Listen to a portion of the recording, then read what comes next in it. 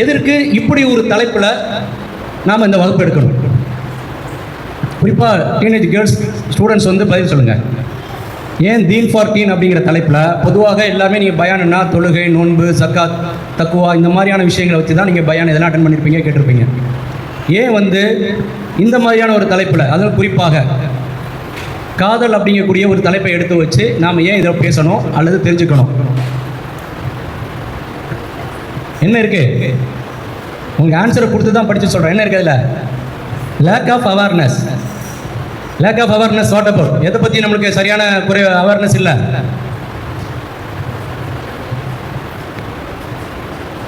இப்போ என்ன பாடம் நடக்குதுங்கிறது அவேர்னஸ் கூட எங்களுக்கு இல்லை அப்படிங்கிறீங்களா? என்ன தலைப்பில் பாடம் நடக்குது?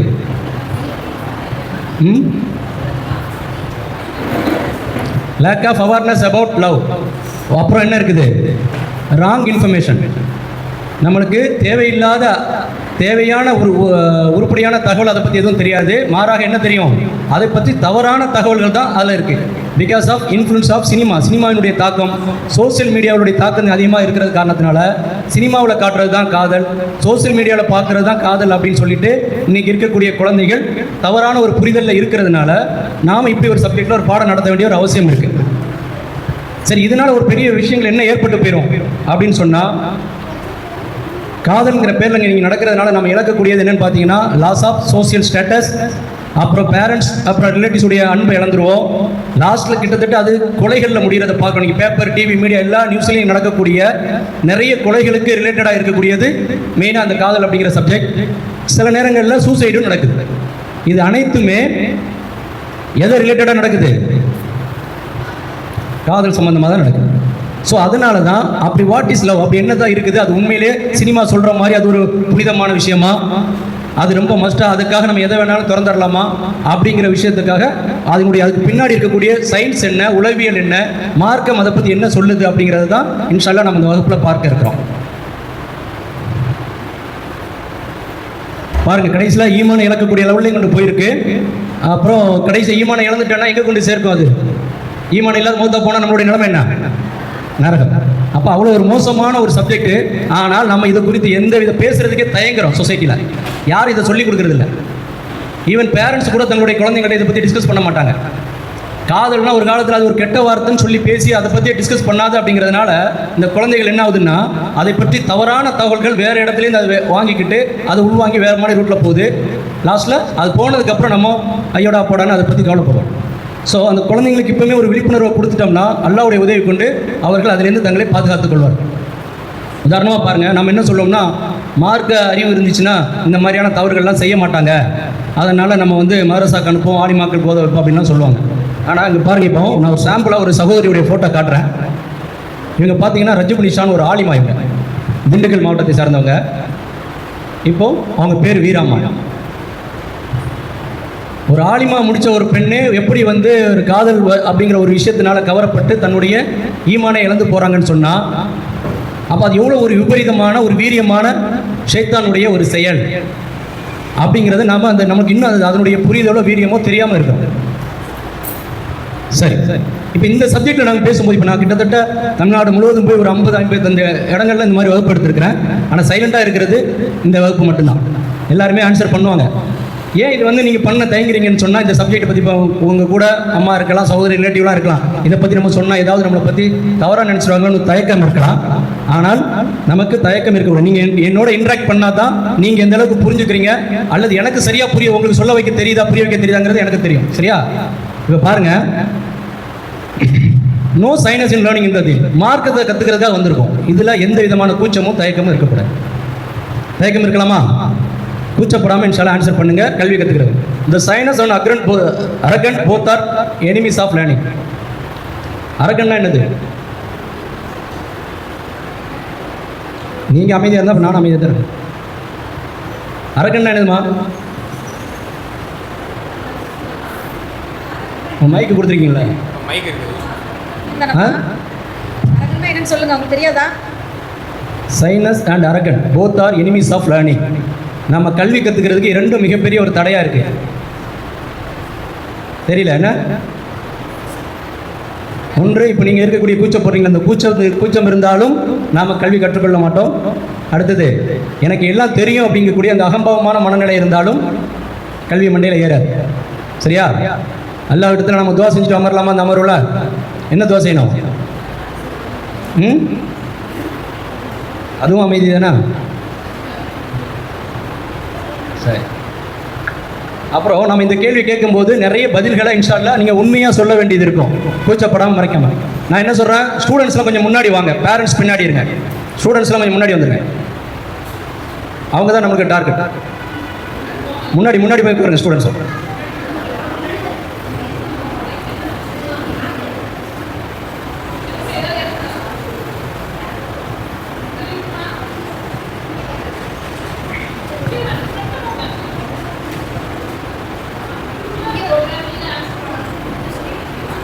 மைக்கை ஸ்டூடெண்ட்ஸ் கையில் கொடுத்துருங்க.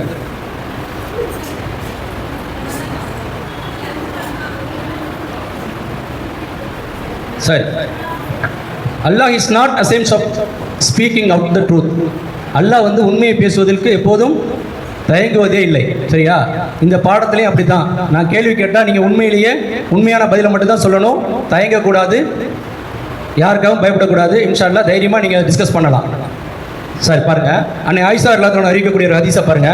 How excellent with the women of Ansari. They do not allow the sinners to prevent them from the understanding the religion. Ayesha ரலியல்லாஹு சொல்றாங்க, அன்சாரி உமன்களை, அன்சாரி பெண்களை பார்த்து எனக்கு ரொம்ப ஆச்சரியமா இருக்கு. அவர்களை கல்வி கற்பதை விட்டும் அவர்களை எந்த தயக்கமோ கூச்சமோ அவர்களை தடுப்பதில்லை. அப்போ மார்க்க கல்வின்னு வந்ததுக்கு அப்புறம் நாம கூச்சப்படக்கூடாது, தயங்கக்கூடாது. யாரிடம் இருந்து வேணாலும் நாம கல்வியை கற்றுக்கொள்ளலாமா? சொல்லுங்க. இன்ஷா அல்லாஹ். சரி, இப்போ நாம முதல்ல பார்க்க போறது நட்பை குறித்து இஸ்லாம் என்ன சொல்லுது. ஏன்னா ஒரு மனிதருடைய வாழ்க்கையில் நண்பர்கள் இல்லாம மனிதர்களே இருக்க மாட்டாங்க, அப்படிதானே? நண்பர்கள் இல்லாம யாராவது இருக்காங்களா? நண்பர்களை குறித்து, ஏன்னா ஒரு மனிதனுடைய அதிகமாக இன்ஃப்ளூயன்ட் ஆகிறது யாருடைய தாக்கத்தினாலன்னு பார்த்தீங்கன்னா நண்பர்கள்ட்ட இருந்தால் அதிகமான தாக்கம் ஒரு மனிதனுக்கு ஏற்படும். அதனால தான் நபிகள் நாயகம் ஸல்லல்லாஹு அலைஹி வஸல்லம் சொல்றாங்க, ஒரு மனிதர் தன்னுடைய தோழருடைய வழியில் தான் இருப்பார். அவர் யாரிடம் தோழமை கொண்டுள்ளார் என பார்த்து கொள்ளட்டும் என்று நபிகள் நாயகம் ஸல்லல்லாஹு அலைஹி வஸல்லம் சொன்னார். நபி என்ன சொல்லியிருக்காங்க?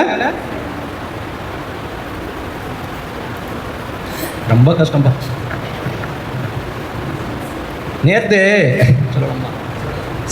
நேற்று வந்து பாய்ஸ்களுக்கு இதே தீன் ஃபார் டீன் அப்படிங்கிற தலைப்பில் ட்ரக்ஸ் அவேர்னஸ், போதைப் பொருளுடைய விழிப்புணர்வை பற்றி நம்மளுடைய இளைய சமுதாயம் போதைப் பொருளை போயிடக்கூடாது, நிறைய பைக் ரேஸில் போய் ஆக்சிடென்ட் ஆகுறாங்க, பேரண்ட்ஸை மதிக்கிறது இல்லை. ஆக்சுவலாக 2 தலைப்பு, தீன் ஃபார் டீன் அப்படிங்கிறது கேர்ள்ஸுக்கு இந்த தலைப்பு லவ் அவேர்னஸ், பாய்ஸுக்கு ட்ரக்ஸ் அவேர்னஸ். இந்த தலைப்பில் நாங்கள் த்ரோட் தமிழ்நாடு ஃபுல்லாக போயிட்டு ஒரு விழிப்புணர்வு ப்ரோக்ராம் நடத்திட்டு இருக்கோம்.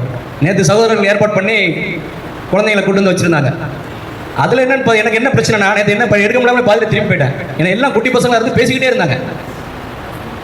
அவங்க பேசிக்கிட்டே இருந்தாங்க, பாடமே நடத்த முடியாத அளவுக்கு பேசிக்கிட்டே இருந்தாங்க, கண்ட்ரோல் பண்ண ஆள் இல்லை, அதனால போயிட்டேன். இப்போ என்ன பிரச்சனைனா நீங்கள் பேசவே மாட்டேஇருக்கீங்க. நான் வெறும் செவத்தை பார்த்து பேசுகிற மாதிரி இருக்கு. நீங்கள் ஆன்சர் வரலன்னா என்னால் அது ரிப்பீட் போக முடியாது, திரும்ப தாண்டி.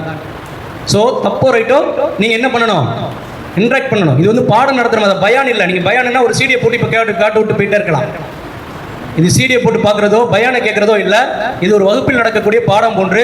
அதனால் தயவு செய்து நீங்கள் என்ன பண்ணணும், புரியுதோ அல்லது போர்டை பார்த்து அதில் இருக்கக்கூடியதுக்கெல்லாம் நீங்கள் ஆன்சர் பண்ணணும். அது தப்போ ரைட்டோ? சரியா? நபிகள் நாயகம் ஸல்லல்லாஹு அலைஹி வஸல்லம் என்ன சொல்லியிருக்காங்க? சத்தமாக படிங்க.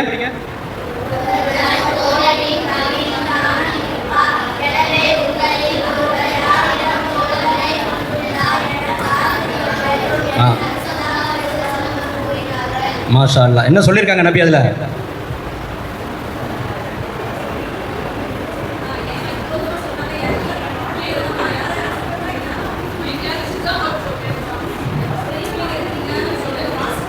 இதை ஒரு பழமொழி கூட சொல்லுவாங்க, கேள்விப்பட்டிருக்கீங்களா? உன்னுடைய தோழன் யார் என்று சொல், நீ யார் என்று நான் சொல்கிறேன்.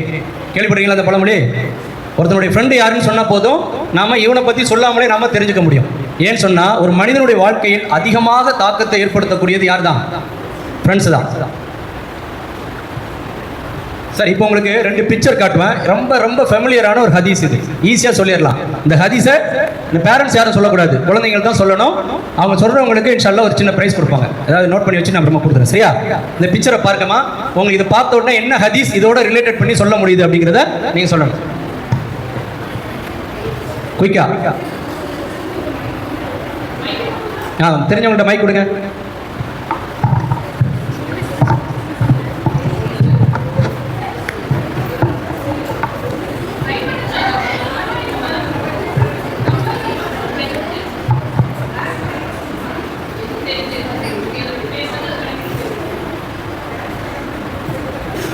தெரியலையா? சரி, இதை வந்து ஜான்சன் பேரண்ட்ஸுக்கு கொடுத்துடலாமா? ஸ்டூடெண்ட்ஸ் யாரும் தெரியல உங்களுக்கு? தெரியல. தப்போ ரைட்டோ ட்ரை பண்ணுங்க. இந்த ஸ்பீடில் போனால் நாளைக்கு ஃபஜர் ஆயிரம் இந்த கிளாஸ் முடியறதுக்கு. மைக் அங்கே கொடுங்கம்மா.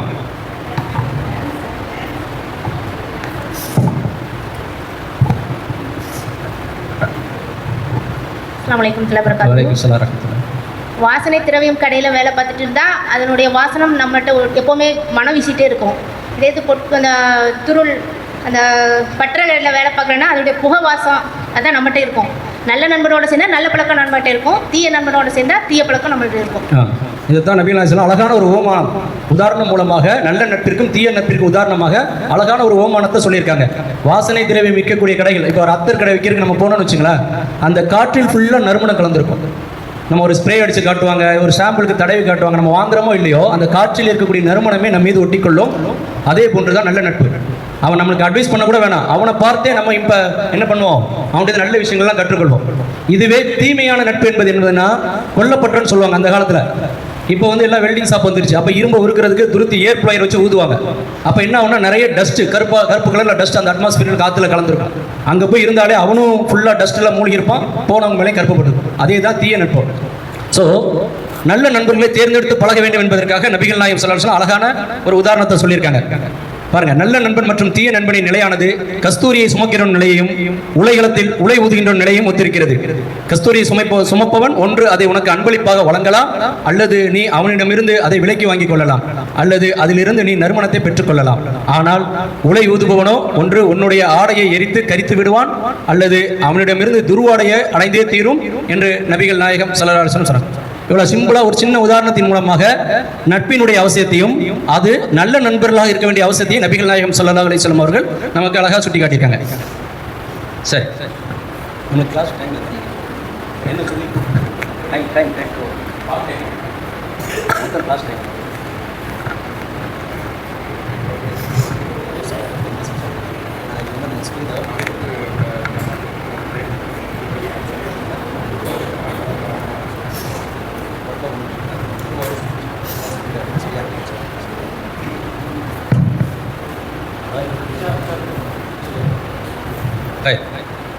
உன் சகோதரன் அநியாயம் செய்பவனாக இருக்கும் நிலையிலும் அநியாயம் செய்யப்பட்டவனாக இருக்கும் நிலையிலும் உதவி செய் என்று நபிகள் நாயகம் ஸல்லல்லாஹு அலைஹி வஸல்லம் அவர்கள் கூறினார்கள்.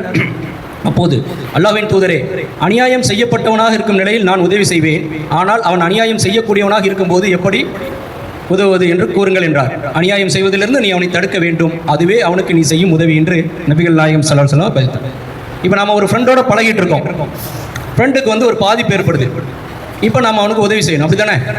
ஃப்ரெண்டுக்கு ஒரு பாதிப்பு வந்து நம்ம உதவி செய்யணுமா இல்லையா? சரியா? சப்போஸ் அவனே ஒரு ரவுடியாக இருந்தான், அவனே ஒரு பிரச்சனை செய்யக்கூடியவனாக இருந்தான், அவனால் பிறருக்கு அநியாயம் ஏற்படுது, இப்போது அவனுக்கு நாம் எப்படி உதவி செய்வது?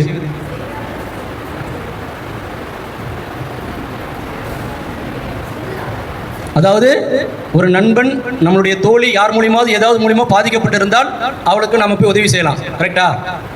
தோழிக்கு உதவி செய்யணும் தானே, ஆபத்தில் உதவணும் தானே? சரியா?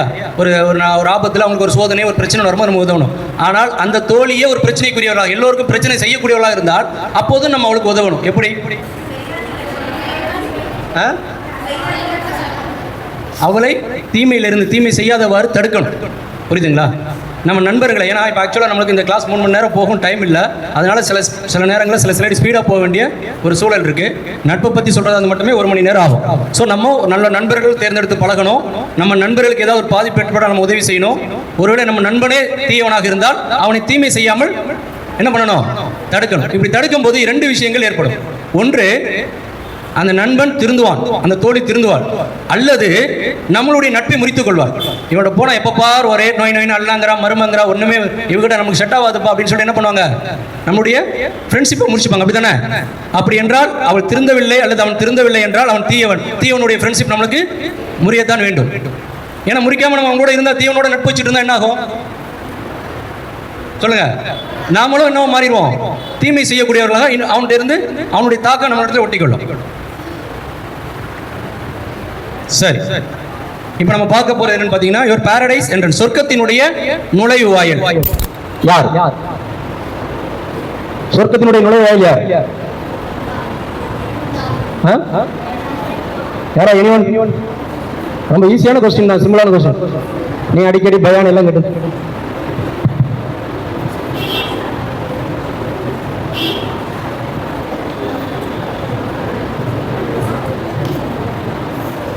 தெரியலையா?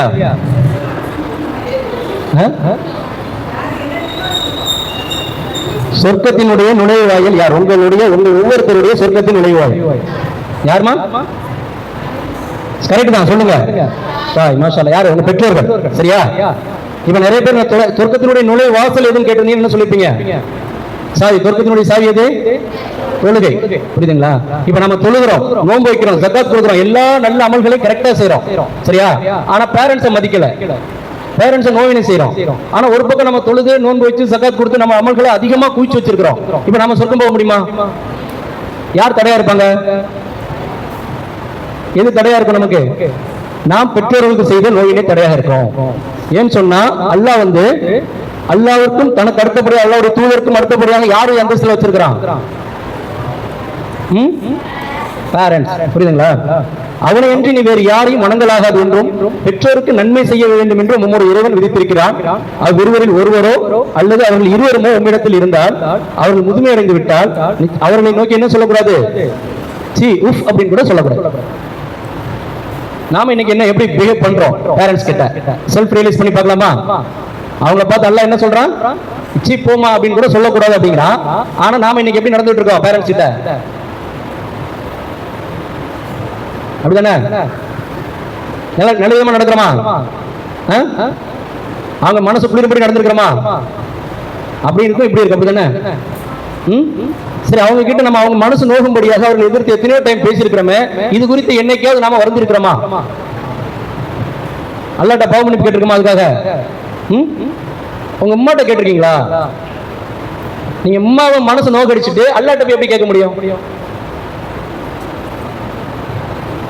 நீ எப்பெல்லாம் உங்க அம்மாவுடைய உங்க வாப்பா மீது மனசு நோக்கடிச்ச மாதிரி ஒரு வார்த்தைகளை சொல்லியிருக்கீங்களோ, உங்க செயல் மூலமாக நீங்க காட்டியிருக்கீங்களோ, அப்படி யார்கிட்ட தான் ஃபர்ஸ்ட் போய் கேட்கணும்?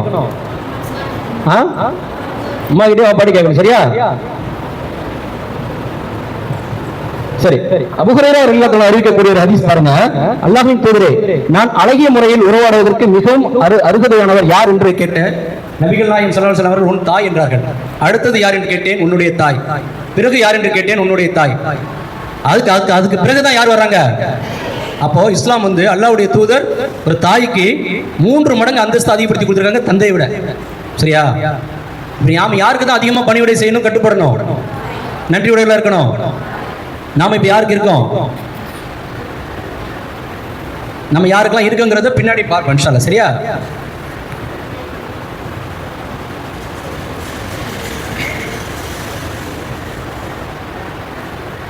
இங்க பாருங்க, அல்லாஹ்வுடைய தூதர் பொதுவாக யாரையுமே சபிக்க மாட்டாங்க.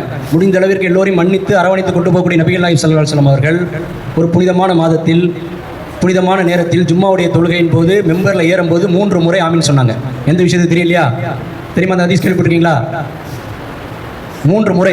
திடீர்னு எப்போதும் போல ரெகுலராக ஜும்மாக்கு மெம்பருக்கு ஏற வர்றாங்க ஜும்மா பயன் பண்ணுறதுக்காக. அன்றை பார்த்து 3 முறை ஆமீன் சொல்லிட்டு ஏறுறாங்க. அப்புறம் ஜும்மா முடிஞ்சு மெம்பரில் முடிஞ்ச உடனே சஹாபாக்களை பார்த்து கேட்குறாங்க, நான் இன்னைக்கு 3 தடவை ஆமீன் சொன்னா எதுக்குன்னு தெரியுமா அப்படின்னு. யாரை சொல்ல எங்களுக்கு தெரியாது, அல்லாஹ்வும் அல்லாஹ்வுடைய தூதர் தான் அறிவாங்க. ஏன்னா என்னிடத்துல ஜிப்ரீல் வந்தார். அவர் வந்து நான் மெம்பர்ல ஏறும்போது என்ன சொன்னார்னா, எவர் ஒருவர் ரமலானை அடைந்தோம் அதன் மூலியமாக பாவங்கள் மன்னிக்கப்படவில்லை அவர் நாசமாகட்டும் அப்படின்னார். நான் ஆமீன் என்றேன். நல்லா கவனிங்க, ரமலான் மாதத்தை அடைந்தும் அதன் மூலமாக எவர் ஒருவருடைய பாவங்கள் மன்னிக்கப்படவில்லையோ அவர் நாசமாகட்டும் என்றார். ஆமீன் என்றேன். அதுக்கப்புறம் யார் என்னுடைய பெயரை கேட்டும் ஸலவாத்து சொல்லவில்லையோ அவரும் நாசமாகட்டும் என்றார். நான் ஆமீன் என்றேன். மூன்றாவதா பாருங்க, எவர் ஒருவர் வயதான தாய் தந்தையர்களை பெற்றிருந்தும் அவர்கள் மூலியமாக சொர்க்கத்தை அடையவில்லையோ அவனும் நாசமாகட்டும். அப்ப வயதான தாய் தந்தையர்கள் தான் நாம் சொர்க்கத்திற்கு போவதற்கான மிக அழகாக இலகுவான ஒரு வழிமுறை. தாய் தந்தையர்களுக்கு பணிவிடை செய்வதன் மூலமாக அல்லாஹ்வுடைய உள்ளம் அப்படியே குளிரும். நம்மளுடைய பாவங்களை எல்லாம் மத்த எவ்வளவு பாவங்களை கூட அதை மன்னிச்சு அல்லாஹ் தஆலா நம்ம சொர்க்கம் பொறுத்து எதை காரணமாக்கி வைக்கிறான் சொல்லுங்க, எதை காரணமாக்கி வைக்கிறான்? நாம் தாய் தந்தையர்களுக்கு செய்யக்கூடிய கண்ணியத்தின், அவர்களை நம்ம கண்ணியப்படுத்துவதன் மூலமாக, அவர்களுக்கு மதிப்பதின் மூலமாக, அவர்கள் மீது பாசம் காட்டுவதன் மூலமாக, அவர்களுக்கு கட்டுப்பட்டு நடப்பதின் மூலமாக யார் நம்மை விரும்புகிறார்? தாய் தந்தையர்கள் மீது நாம் பணிவிடை செய்யும் போது அல்லாஹ் நம்மளை விரும்புகிறான், நம்மளுடைய பாவங்களை மன்னிக்கிறான். அதன் மூலமா நம்மளை என்ன தர்றான் சொல்லுங்க? அல்லாஹ் தாய் தந்தையர்களுக்கு பணிவிடை செய்தால் என்ன கிடைக்கும்? சொர்க்கம் கிடைக்கும். இல்லை என்றால்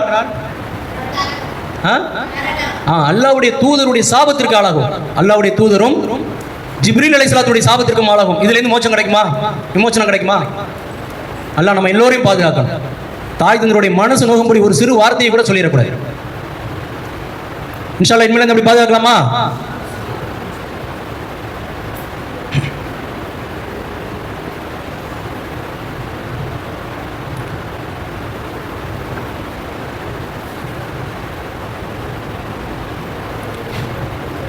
அபூபக்கர் ரலியல்லாஹு சொல்றாங்க, ஒரு முறை பெரும் பாவங்களே மிக பெரும் பாவம், பெரும் பாவங்களிலே பெரும் பாவம் சொல்லிட்டு ரசூல் ஸல்லல்லாஹு அலைஹி எத்தனையோ ஹதீஸ்களை எதையோ கோடிட்டு காட்டியிருப்பாங்க. அத்தகைய பெரும் பாவங்களில் எல்லாம் பெரும் பாவங்கள் உங்களுக்கு அறிவிக்கட்டுமா என்று ரசூலுல்லாஹ் கேட்கிறாங்க. அதற்கு 3 தடவை கேட்டிருக்காங்க. ஏன் 3 தடவை கேட்கிறாங்கன்னா, மக்களுடைய கவனத்தை அதன் மீது திசை திருப்பணும். பொதுவாக ரசூலுல்லாஹ் ஒரு தடவை சொன்னா அதை மக்கள் லைட்டாக எடுத்துட்டு போயிடுவாங்க. 3 முறை திரும்ப திரும்ப சொல்றாங்கன்னு சொன்னா அதிகமான முக்கியத்துவம் நம்ம அதில் மேல கொடுக்கணும் அப்படின்னு சொல்லிட்டு இங்க 3 தடவை சொல்றாங்க. என்ன பெரும்பாவத்தெல்லாம் பெரும்பாவம் நான் சொல்லட்டுமா? பெரும்பாவத்துக்கெல்லாம் பெரும்பாவத்தை பற்றி நான் உங்களுக்கு சொல்லி தரட்டுமா? பெரும்பாவங்கள் எல்லாம் மிகப்பெரிய பெரும்பாவம் எது தெரியுமா? அல்லாஹ்விற்கு இணை வைப்பதும் பெற்றோர்களை நோவினை செய்வது. எது பெரும்பாவம்? அல்லாஹ்வுக்கு சிறுக்கு செய்யக்கூடியதுக்கு அடுத்த இடத்துல எது வருது சொல்லுங்க? சிறுக்கு செய்யதான் நம்ம எல்லாம் பெரும்பாவம் நினைச்சிட்டு இருப்போம். ஒரு காலத்துல நம்ம கடுகளவு கூட நம்ம சிறுக்கு வச்சிடக்கூடாது, அல்லாஹ்வுக்கு இணையே வச்சிடக்கூடாது, நான் உயிரை போனாலும் பரவாயில்ல, நான் சிறுக்கு மட்டும் செய்ய மாட்டேன், அதுல ரொம்ப கான்சியஸா கவனமா இருப்போம். என்னுடைய சொல்லாலோ செயலாலோ ஒரு வார்த்தைகளால கூட நான் சிறுக்கான வார்த்தையை பேசிட மாட்டேன்னு கவனமா இருக்கக்கூடிய நாம அதுக்கு அடுத்த இடத்துல இருக்கக்கூடிய அம்மாவை பத்தி சிப்போமா, உனக்கு என்னமா தெரியும்? ஏதாவது ஒண்ணு சொன்னா அதுக்கு நம்ம கட்டுப்படுறது இல்லை, கேட்கறது இல்லை. இது கிட்டத்தட்ட ஈக்குவலா இருக்கு, சிறுக்குக்கு அடுத்த நிலையில இருக்கு. ஆனா சிறுக்குல வைக்கக்கூடிய கவனம் நம்ம எதுல வைக்கிறது இல்ல? தாய் தந்தையருடைய கண்ணியத்தின் மீதும் அவருடைய அன்பின் மீதும் மரியாதையின் மீதும் நமக்கு அக்கறையே இல்லை. சரி, உங்களுக்கு எல்லாருக்கும் ஒரு விஷயம் தெரியும், தொழுகும் போது எல்லாரும் கூப்பிட்டா எதிர்த்து கேட்கலாமா, ஆன்சர் பண்ணலாமா கூடாதா? தொழுதுகிட்டு இருக்கீங்க, உங்களை வந்து யாராவது கூப்பிடுறாங்க, இப்ப என்ன பண்ணுவீங்க? தெரியலையா? அந்த பக்கம் சைட்ல உட்காந்து ஸ்கிரீன் தெரியலையா? இப்படி வந்துருங்க.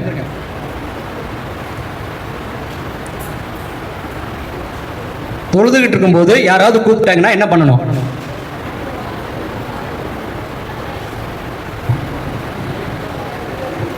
தொழுதுகும் போது யாராவது கூப்பிட்டா, இப்ப நான் கேள்வி கேட்கும் போது எப்படி அமைதியா இருக்கீங்களோ அதே மாதிரி அமைதியா இருக்கணும். சரியா? அப்படிதானே?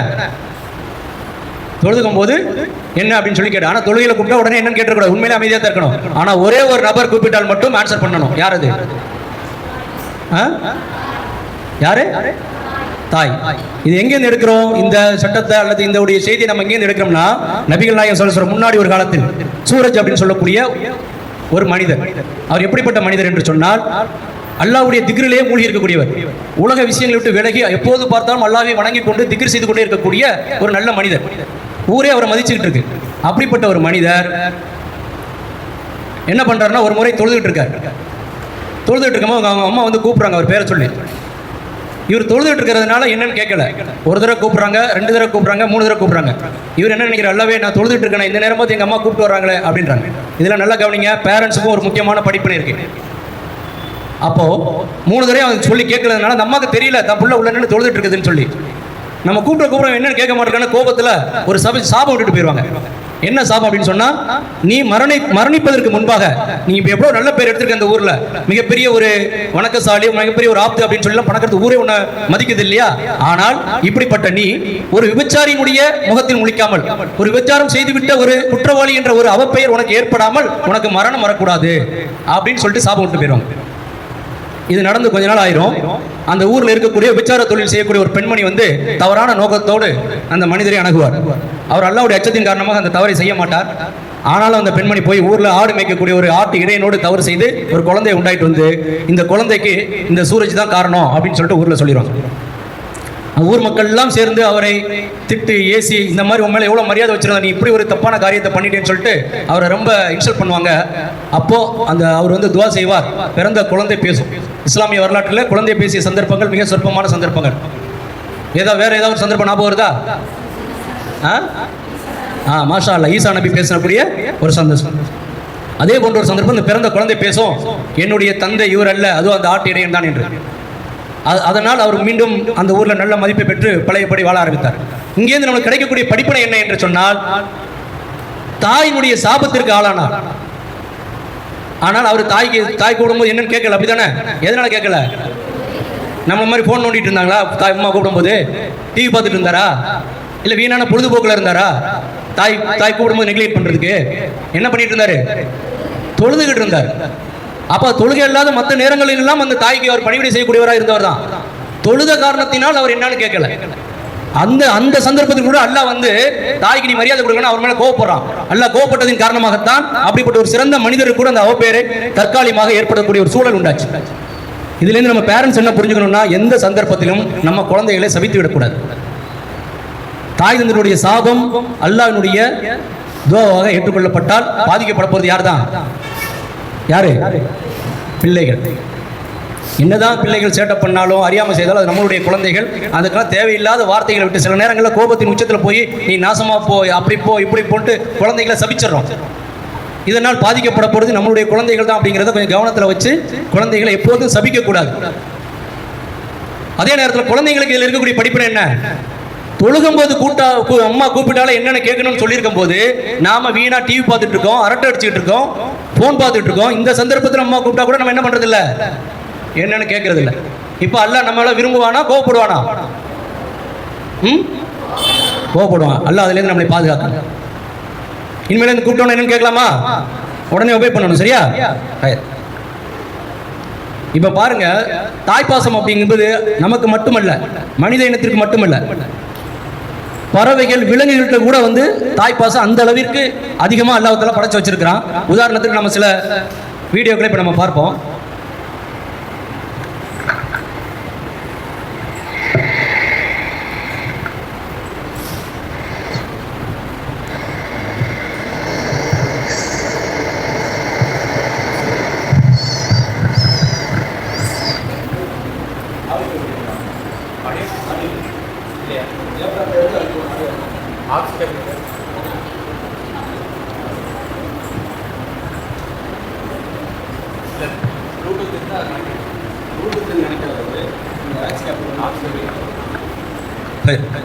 இந்த வீடியோ பாத்தீங்களா?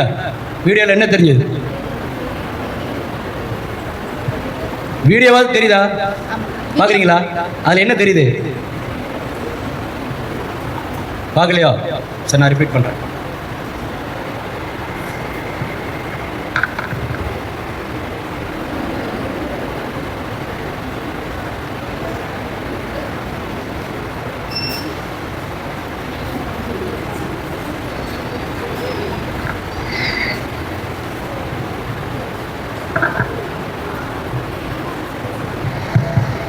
வீடியோ என்ன பார்த்தீங்க? இப்போ சொல்லுங்க.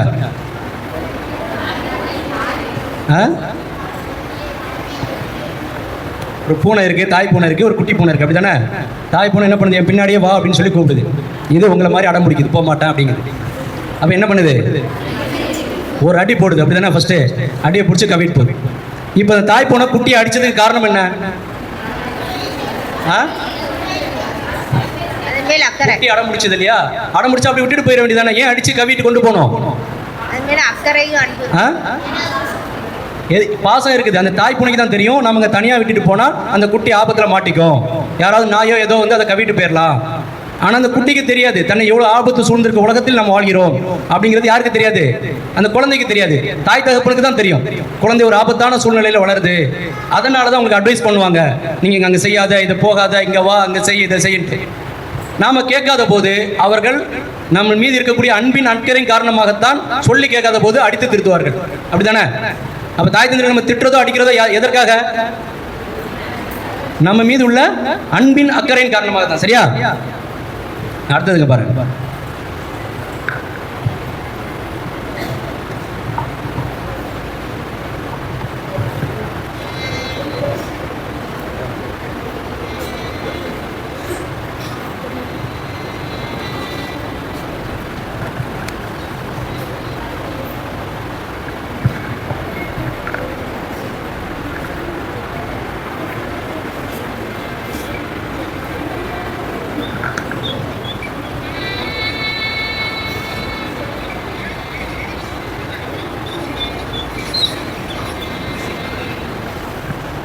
இதில் என்ன பார்க்குறோம்?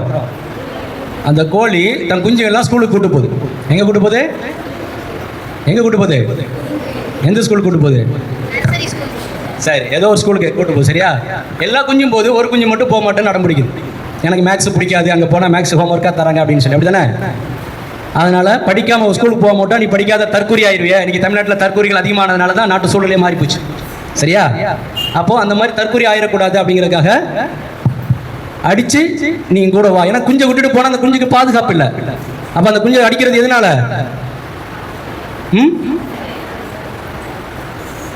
பாருங்க,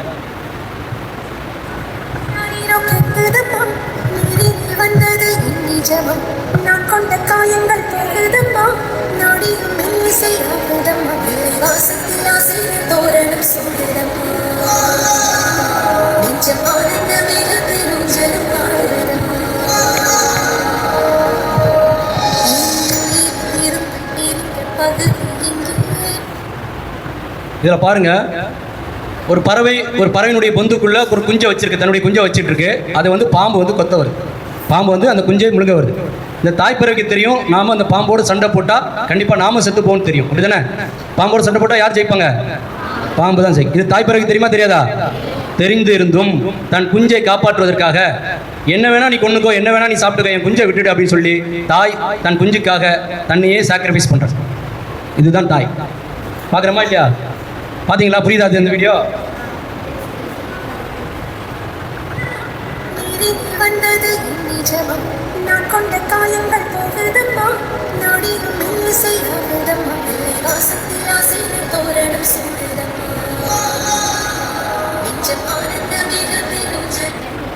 லாஸ்ட்ல அந்த தாய் பறவை இறந்த போது குஞ்சு தப்பிச்சிருது. இங்கே பாருங்க, ஒரு மாட்டு தொழுவம் இருக்குது. ஒரு மாடு வந்து கண்ணுக்குட்டி போட்டிருக்கு, கண்ணுக்குட்டி இருக்கு. திடீர்னு எதிர்பாராத விதமாக தீ பிடிச்சிருது. உடனே அந்த தாய் பசு தன்னுடைய கண்ணுக்குட்டியை காப்பாற்றுவதற்காக தீயை அதன் மேலே தானே உருண்டு தீயை அணைக்குது. அதன் மூலியமாக தான் செத்து போவோம். நெருப்பை கண்டா எல்லாம் ஓட தானே செய்வாங்க. ஆனால் நெருப்பு தன் மேலே பட்டாலும் பரவாயில்ல, தன் கண்ணுக்குட்டி செத்துடக்கூடாது. அப்போ எவ்வளோ பாசம் இருக்கு பாருங்க. கன்று போட்ட ஒரு மாட்டு பண்ணையில் தவறுதலாக தீ பிடிச்சிருக்குங்க. அதை பார்த்துக்கிட்டு இருந்த மாடு எழுந்திருக்க முடியல. இருந்தாலும் ஊந்து வந்து தான் கன்றை காப்பாற்றிருக்காங்க. அந்த தீ மேலே படுத்து அந்த தீயை அணைக்க முடிச்சுருக்காங்க. உயிரை கொடுத்து காப்பாற்றுவேன்னு சொல்கிறது எல்லாமே நம்ம கதையில் தான் கேட்டுருக்கோம். நான் நேரில் பாருங்கள், தாய்ப்பாசத்துக்கு உயிருக்கு வேறு எதுவுமே கிடையாதுங்க. இந்த பணியாளர் ஓடி வந்து அந்த மாட்டையை கட்டி காப்பாற்றிட்டாங்க. இந்த வீடியோ பிடிச்சிருந்தா பாருங்க. லாஸ்ட்டில் அல்லாவுடைய உதவியில் அந்த பண்ணையார் வந்து அதை காப்பாற்றினான், பணியாளர் வந்து காப்பாற்றிட்டாங்கன்னு வச்சுங்களேன். ஆனால் இதுதான் தாய்ப்பாசம் என்பது.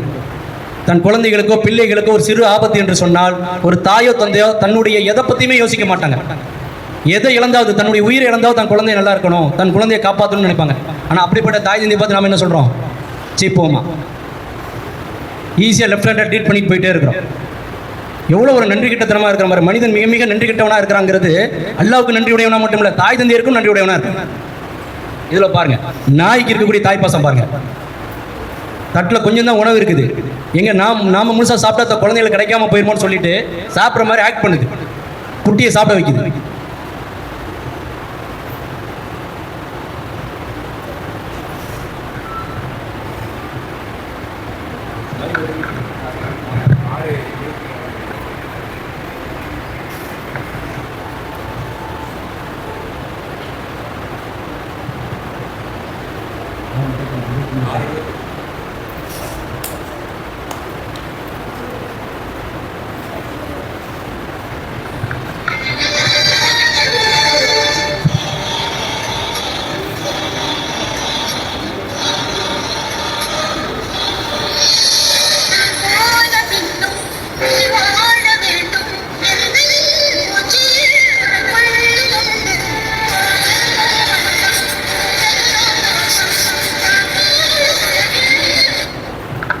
இதில் பாருங்கள், ஒரு மான் வந்து தன் குட்டியோட ஆற்றை கடந்து போகணும்.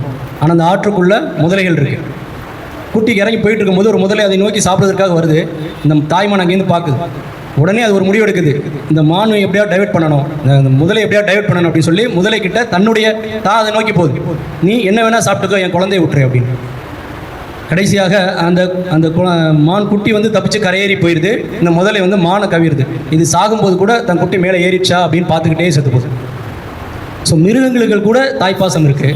அப்போ மனிதர்களாகி நமக்கு தாய்ப்பாசம் எப்படி இருக்கும்? இருக்குமா இருக்காதா? உங்களுக்கு உங்கள் பெற்றோர்கள் உங்களை எப்படி வளர்க்குறாங்க சொல்லுங்கள், ஆன்சர் பண்ணுங்கள். திருப்பி அதுக்கு நம்ம என்ன பண்ணுறோம்? இங்கே ஒரு தந்தை பாருங்க என்ன பண்ணுறாரு. ஒரு ஆபத்தில் மாட்டிக்கிட்ட குழந்தையிடம், பிள்ளைகளே, தந்தை செய்த தியாகத்தை உதாசீனப்படுத்தக்கூடிய பிள்ளைகளே, இந்த உலகத்தில் நமக்கு ஏதேனும் ஒரு கஷ்டம் என்றால் எந்த ஒரு எதிர்பார்ப்பும் இல்லாமல் உடனே வந்து காப்பாற்றக்கூடிய உண்மையான ஹீரோ தந்தை தான். இந்த உலகத்தில் இறைவன் நமக்கு கொடுத்த மிகப்பெரிய பொக்கிஷம் நமது தந்தை. இந்த பொக்கிஷத்தை பாதுகாக்க மறந்து விடாதீர்கள். ஆற்றில் குளித்துட்டு இருக்கும்போது திடீர்னு வெளில வந்துருச்சு. தன்னுடைய 2 பிள்ளைகளும் அதில் மாட்டிக்கிட்டான்னு சொன்னோன்னே தந்தை வந்து பாய்ந்து போய் 2 குழந்தைகளையும் தன் உயிரை பணைய வச்சு மீட்டு வரார். தன் உயிரை விட என் குழந்தைகள் உயிர் தான் முக்கியம். இப்படி நினைக்கக்கூடியவங்க தான் பேரண்ட்ஸ். அப்படிப்பட்ட பேரண்ட்ஸை நம்ம ரொம்ப அவமரியாதையாக அவங்களுடைய மதிப்பை உணராமலேயே, அல்லாஹ் என்ன சொல்லியிருக்கான், அல்லாஹ்வுடைய தூதர் பேரண்ட்ஸ்க்கு எவ்வளோ முக்கியத்துவம் கொடுத்துருக்காங்க அப்படிங்கிறத உணராமல் நம்ம என்ன பண்ணுறோம்? ஈஸியாக எதிர்த்து பேசிகிட்டு இருக்கிறோம், அவங்கள அவமரியாதை செய்கிறோம். இதனால் அல்லாஹ்வுடைய கோபத்திற்கும் சாபத்திற்கும் ஆளாகுங்கிறத நம்ம உணர்றதே இல்லை. நம்மளுடைய முன்னேற்றம், நம்ம நிறைய விஷயங்கள் நமக்கு தடைபடுது என்று சொன்னால் அது தாய் தந்தையர்களுக்கு நாம் செய்யக்கூடிய நோவினை கூட ஒரு காரணமாக இருக்கலாம். அல்லாஹ் இப்போ நம்ம என்ன பண்ண போறோம்னா, தாய் தந்தை பேரண்ட்ஸ் எல்லாம் இப்போ நம்ம சாரி கேட்க போறோம். கேட்கலாமா? சாரி கேட்கணும். இங்க எல்லாம் உங்க பேரண்ட்ஸ் வந்திருக்காங்களா? யாருடைய அம்மா மாதிரிலாம் வந்திருக்காங்க? நீங்க என்ன பண்ணுங்கன்னா, இப்போ உடனடியாக இங்க யாருடைய அம்மா மாதிரிலாம் இருக்கலாம் போயிட்டு சாரி கேட்குறீங்க. வராதவங்க போனை போட்டு வீட்டில் இருக்க உங்க மாட்ட சாரி கேட்குறீங்க. கேட்கலாமா? வாலண்டியர்ஸ் ஃபோன் இருந்தால் அவங்களுக்கு கொடுங்க, ஃபோன் போட்டு சாரி கேட்பாங்க. நீங்கள் உங்கள் மாட்ட நேரில் போய் சாரி கேட்டுவாங்க இங்கே இருக்கிறவங்கள்ட்ட.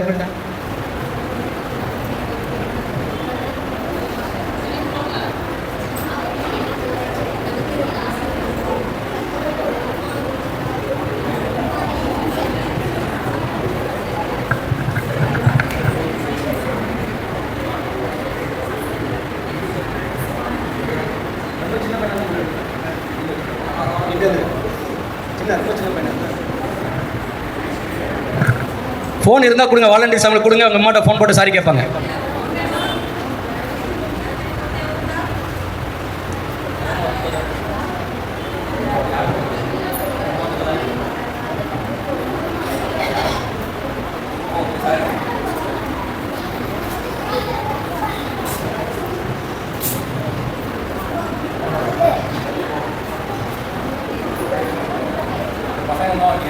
யாரு பசங்க வந்துருக்காங்களா? போ போ உங்கள்கிட்ட போய் சாரி கேட்டோம். போ ஓடு.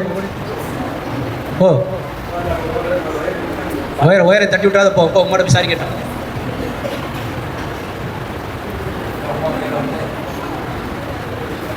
ஏய் பாரு எப்படி சொல்ற. சரி இல்லை சாரி கேட்டீங்களா? யாராவது ஃபோன் பேசுறீங்களா? ஃபோன் பேசல அப்படி தானே? ஃபோன் கொடுங்க. யாரெல்லாம் இங்கே உள்ள இப்போ இந்த குர்ஆன் வசனங்களை, பயான்களை, படத்தை பார்த்து உண்மையிலே நம்ம தாய் தந்தையர்களுக்கு நம்ம தவறு செஞ்சுட்டோம் அப்படின்னு சொல்லிட்டு மன்னிப்பு கேட்கணும்னு தோன்றீங்களோ உடனே கேட்டுருவாங்க, இல்லைன்னா கேட்க மாட்டாங்க.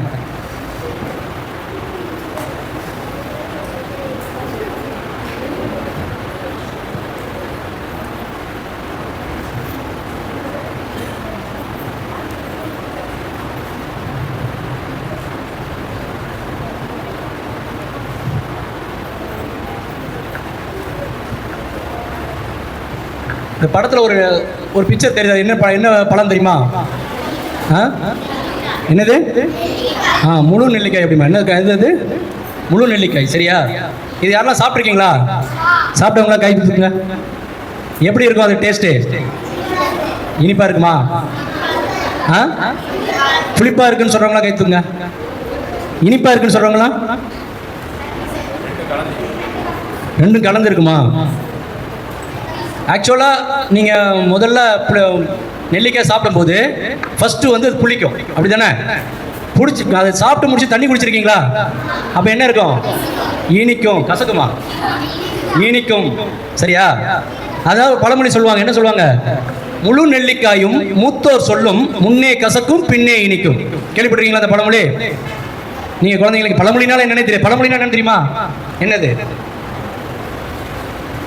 பழமொழிலாம் இப்ப யாருமே சொல்லி தரதில்லை, அதனால பழமொழினா என்னன்னு தெரியாது. முழு நெல்லிக்காயும் மூத்தோர் சொல்லும் முன்னே கசக்கும் பின்னே இனிக்கும் அப்படின்னு என்ன அர்த்தம்? பெரியவர்கள் இப்ப நமக்கு அட்வைஸ் பண்ணும்போது கசப்பா இருக்கும், பிட்டரா இருக்கும். எப்படி இருக்கும்? அது பேரண்ட்ஸோ அல்லது டீச்சர்ஸோ நம்மளுடைய எல்டர்ஸ் வந்து ஹலோ நம்மளுக்கு என்ன பண்ண முடியும்? அட்வைஸ் பண்ணும்போது கசப்பா இருக்கும். நெல்லிக்காய் சாப்பிடும்போது எப்படி கசக்குதோ அதே மாதிரி. ஆனால் அந்த அட்வைஸை நம்ம எடுத்துக்கொண்டு வாழ்க்கையில் அதனுடைய பலனை அனுபவிக்கும் போதுதான் அது நம்மளுக்கு எவ்வளவு பிரயோஜனமானது அப்படிங்கிறத நம்மளுக்கு தெரியும். அதனால ஃபர்ஸ்ட் யாராவது நமக்கு அட்வைஸ் பண்ணா, அது குறிப்பாக பேரண்ட்ஸ் அட்வைஸ் பண்ணா, நமக்கு அது கசப்பாக இருந்தாலும் நம்ம என்ன பண்ணணும்? அது ஐ மீன் நமக்கு பிடிக்கலனாலும் என்ன பண்ணணும்? அந்த அட்வைஸை கேட்டுக்கணும். புரியுதா? என்ன பண்ணணும்? அட்வைஸ் பண்றவங்களுக்கு இப்ப லேட்டஸ்டா புதுசா ஒரு வேர்டு கண்டுபிடிச்சு வச்சிருக்கோம். என்னது? Boomer uncle, boomer aunty. ரொம்ப கிரஞ்சா பேசிட்டு இருக்கு. போங்க ஆண்டி, உங்களுக்கு ஒண்ணுமே தெரியாது, அப்படிதானே? ஆனால் இஸ்லாமிய பெண்மணி, இஸ்லாமிய குழந்தைகள் நமக்கு யாராவது நன்மை, நம்மளுடைய தீமையை சுட்டி காட்டினாலோ, நமக்கு ஒரு நன்மையை ஏவினாலோ, ஒரு மூமின், ஒரு முஸ்லிமுடைய பண்பாக என்ன இருக்கணும்னா, உடனடியாக அவர்களுக்கு துவா செய்யக்கூடியவர்களா இருக்கணும்.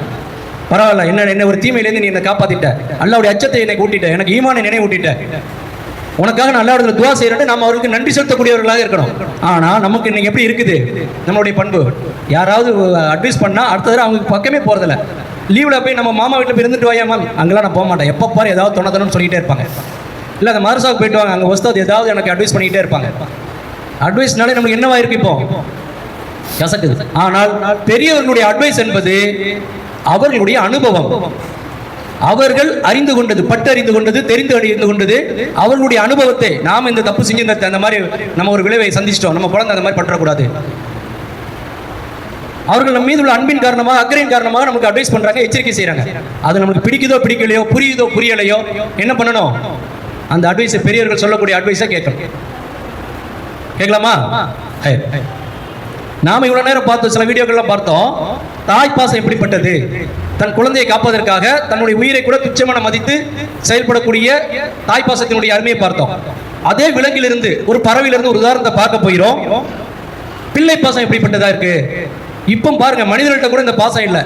நம்ம சமுதாயத்தில் மட்டும்தான் முதியோர் இல்லங்கள் இல்லை அப்படின்னு சொல்லக்கூடிய ஒரு நல்ல ஒரு நிலைமை இருந்துட்டு இருந்துச்சு. இப்போ அதுவும் இல்லை. எல்லா பெரியவர்களும் கைவிடப்படக்கூடிய நிலைமையில சமுதாயம் ஒரு மோசமான நிலையை நோக்கி சென்று கொண்டு இருக்குது. ஒரு ஆணிடம் இருந்தோ பெண்ணிடம் இருந்தோ அந்த குழந்தைகளுக்கு ஒரு பலன்கள் கிடைக்கும் போது சம்பாதிக்கிற வரைக்கும் ஒரு ஆணுக்கு மரியாதை இருக்கு.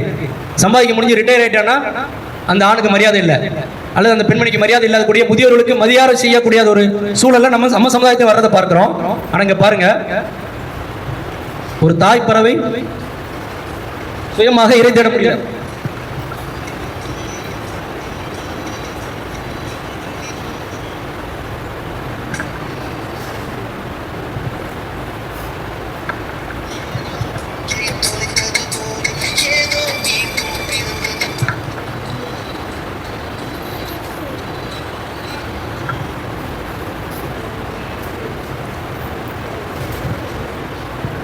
தாய் தந்தையர்கள் முதிய நிலையை, தள்ளாத நிலையில் அடைந்து விட்டாலும் கூட நாம் அவர்களை நோக்கி என்ன சொல்லக்கூடாது? என்ன வார்த்தையை பயன்படுத்தக்கூடாதுன்னு பார்த்தோம். சரி, அதாவது இப்போ தாய் தந்தையர்கள் நம்மளை வளர்க்கக்கூடிய அளவுக்கு திரகாத்திரமா இருக்கிறாங்க, சம்பாதிக்கிறாங்க, நம்மளை கட்டுப்படுத்துறாங்க. அப்போதே நான் அந்த நிலைமையில நாம இப்போ எதிர்த்து பேசிக்கிட்டு இருக்கிறோமே, அதே தாய் தந்தையர்கள் நாளைக்கு முதுமை அடைவார்கள், தள்ளாத நிலை அடைவார்கள். நம்மளுடைய உதவியை நாடக்கூடிய நிலைமையில அவங்க இருப்பாங்க. அந்த நேரத்தில் அவங்களை எப்படி பார்த்துப்போம்? அந்த நிலைமையில கூட நீங்க சீன் சொல்லிடக்கூடாது. என்ன சொல்லக்கூடாது? தாய் தந்திரர்கள் பாஸ் 6:28 ஒரு 5 நிமிஷம் எடுக்கலாமா?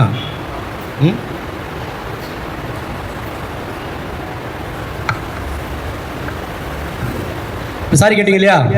உணர்ந்து தானே கேட்டீங்க? கேட்டீங்களா? உங்க பிள்ளைங்க கேட்டாங்களா? பேரண்ட்ஸ் அவங்க உணர்ந்து கேட்டாங்களா? சரி, ஓகே. நீங்க இந்த பிள்ளைகளை இதுக்கு முன்னாடி திட்டிருக்கீங்களா?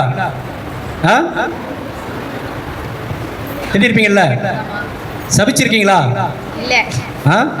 இல்ல. நான் கேட்கறது, நம்ம கோபத்தில் பேசுற வார்த்தைகள் நம்மளை அறியாம வரும். நீங்கள் இப்போ என்ன பண்ணணும்? பிள்ளைகளுக்காக என்ன துவா கேட்கணும்? இப்போ இருங்க, ஒரு நிமிஷம் இருங்க.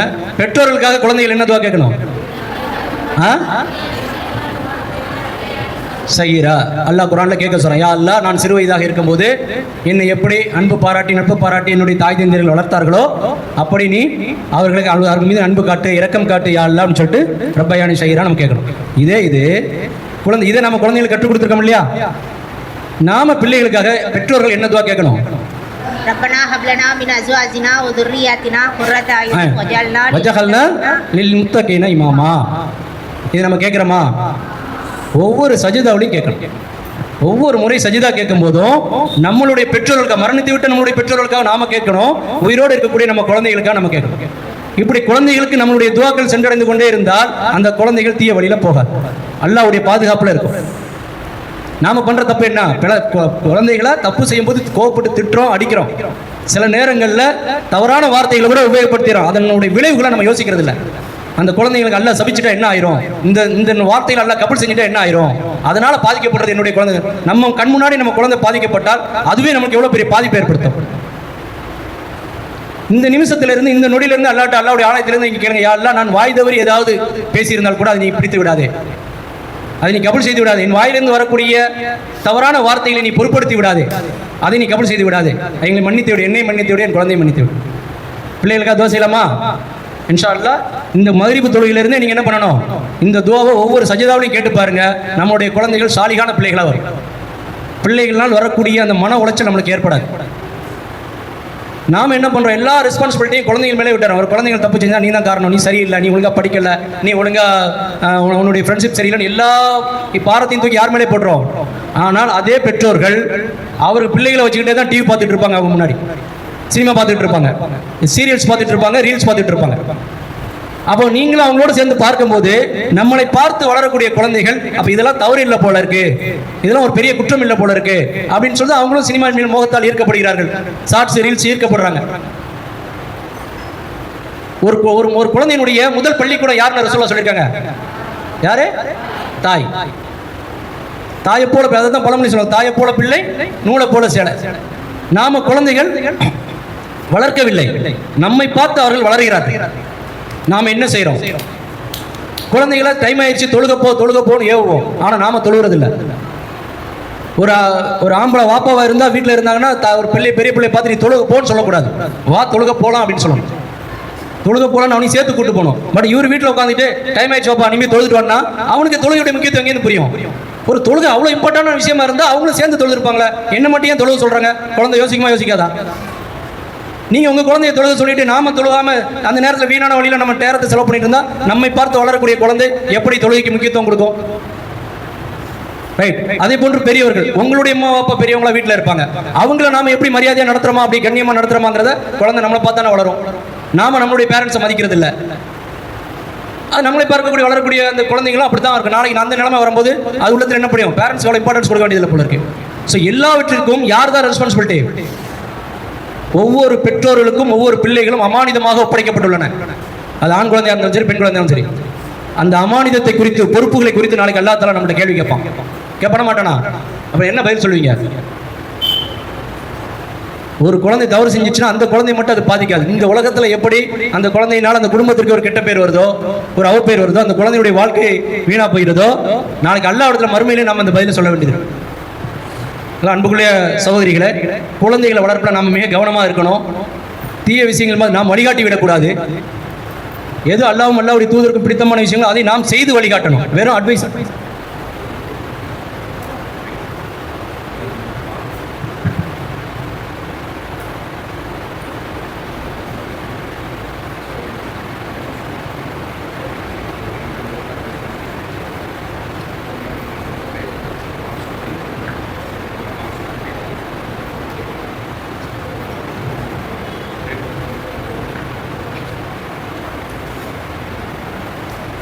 ஸோ அன்புள்ள சகோதரிகளை, நம்மளுடைய குழந்தைகள் வளர்ப்பு என்பதும் குழந்தைகளுடைய எதிர்காலம் என்பதும் நம்ம கையில் தான் இருக்குது. நாம் எவ்வளோ கவனம் செலுத்துகிறோம், நாம் அந்த குழந்தைகளுக்கு எப்படி கைட் பண்ணுறோம். என்னுடைய விஷயம் வந்து அந்த பிள்ளைகளை நான் மதரசாக்கு அனுப்பிச்சிட்டேன், நான் ஸ்கூலில் சேர்த்துட்டேன், நல்ல காலேஜில் பார்த்து சேர்த்துட்டேன், இதுதான் என்னுடைய பொறுப்பு, இதோடு நீங்கிருச்சு அப்படிங்கிறது இல்லை. நாம் வாழ்ந்து காட்டணும், ரோல் மாடலாக இருக்கணும். ஒவ்வொரு குழந்தைகளுக்கும் இப்போ ஒவ்வொரு குழந்தைகள்ட்டையுமே உனக்கு பிடிச்ச ஹீரோ யார் ஹீரோயின் கேட்டால் நிச்சயமாக அவருடைய கண்ணியத்தை நான் கெடுக்க விரும்பல. ஒவ்வொரு உண்மையை சொல்கிறதா ஒரு சினிமா ஹீரோவையும் ஹீரோயினை தான் சொல்லும். எந்த குழந்தையும் எனக்கு என்னுடைய தகப்பன் தான் ஹீரோ, என்னுடைய தாய் தான் என்னுடைய ரோல் மாடல் அப்படின்னு சொல்லாது. நம்ம இப்போ சொன்னதுக்காக இப்போ கேட்ட இந்த இதில் வேணா ஹாலில் வேணா சபைக்கு வேணா சொல்லலாம். ஆனால் உண்மையான யதார்த்தமான நிலைமை அதுதான். ஏன் நம்ம வந்து குழந்தைகளுக்கு ரோல் மாடலாக இருக்க முடியலை? ஏன் அந்த குழந்தைகள் நம்ம பக்கு நம்மகிட்ட என்ன தவறு இருக்கு? இன்னுமே இந்த ரியலைஸ் பண்ணி பாருங்க. நாம சரியா குழந்தைய வளர்க்குறோமா? எல்லா குழந்தையும் தப்பு மேல குழந்தை தப்பு செஞ்சுச்சுன்னு சொல்றதை விட ஏன் வளர்ப்புல என்ன தவறு இருக்கு? நான் என்ன குறை வச்சிருக்கிறேன்? எல்லாம் கேட்டால் நான் சரியா பதில் சொல்லிடுவேன். இந்த சப்ஜெக்ட்ல நான் பாஸ் ஆயிடுவேன், நான் டிக் ஆயிடுவேன் இன்ஷால்லா. அதுல இருந்து ஏன்னா இதை வந்து அட்வைஸா பண்ண முடியாது. நீங்க தான் ரியலைஸ் பண்ணி உங்ககிட்ட என்ன இருக்கு அப்படிங்கிறத நீங்க தான் உணர்ந்து அதை மாத்திக்க முடியும். நீங்க மாத்திக்கிட்டீங்கன்னா அல்லாட்ட ஒவ்வொரு வேலையும் உங்க குழந்தைகளுக்காக துவா செஞ்சீங்கன்னா இன்ஷால்லா அந்த குழந்தைகள் நாளைக்கு ஒரு சாலிகான ஒரு பெண்ணாக அந்த குழந்தையின் மூலம் உங்களுக்கும் பிரயோஜனமா இருக்கும், சமுதாயத்துக்கும் பயனுள்ளதா இருக்கும். நாளைக்கு நாம எப்படி இங்க ஒன்று கூடி இருக்கிறோமோ இன்ஷால்லா சொர்க்கத்தில் நம்ம எல்லோரும் ஒன்று கூடக்கூடிய குழந்தையாக குடும்பமாக அது இருக்கும். அப்படிப்பட்ட வாய்ப்பு ஏற்படுத்திக்கலாமா? இன்ஷால்லா. ஓகே, இப்போ நம்ம மகரிப் டைம் உங்களுக்கு ஒரு டீ பிரேக் இன்டர்வல் விட்டுருவோம். அது மகரிப்புக்கு அப்புறம் தான் நம்ம முக்கிய இம்பார்ட்டன்டான சப்ஜெக்ட். இவ்வளோ நேரம் நட்பையும் பேரண்ட்ஸை பற்றி பார்த்தோம். லவ்னா என்ன, அதுக்கு பின்னாடி இருக்கக்கூடிய சயின்ஸ் என்ன, உளவியல் என்ன, நாட்டு நடப்பு உலக நடப்புகள் எல்லாம் என்ன சொல்லுது, குர்ஆன் ஹதீஸ் அடிப்படையில் அல்லாஹ்வுடைய தூதர் என்ன சொல்றாங்க அப்படிங்கக்கூடிய இம்பார்ட்டன்ஸ் சப்ஜெக்ட் இன்ஷால்லா ஆஃப்டர் த பிரேக் பார்ப்போம். சரியா? மகரிப்புக்கு அப்புறம் இப்போ டீ கொடுத்துருக்கேன். இந்த டோபமைன் அப்படிங்கிற வார்த்தை யாரும் கேள்விப்பட்டிருக்கீங்களா? எதுக்கு? ஹாப்பிக்கான காரணம், அப்படிதானே? சரி.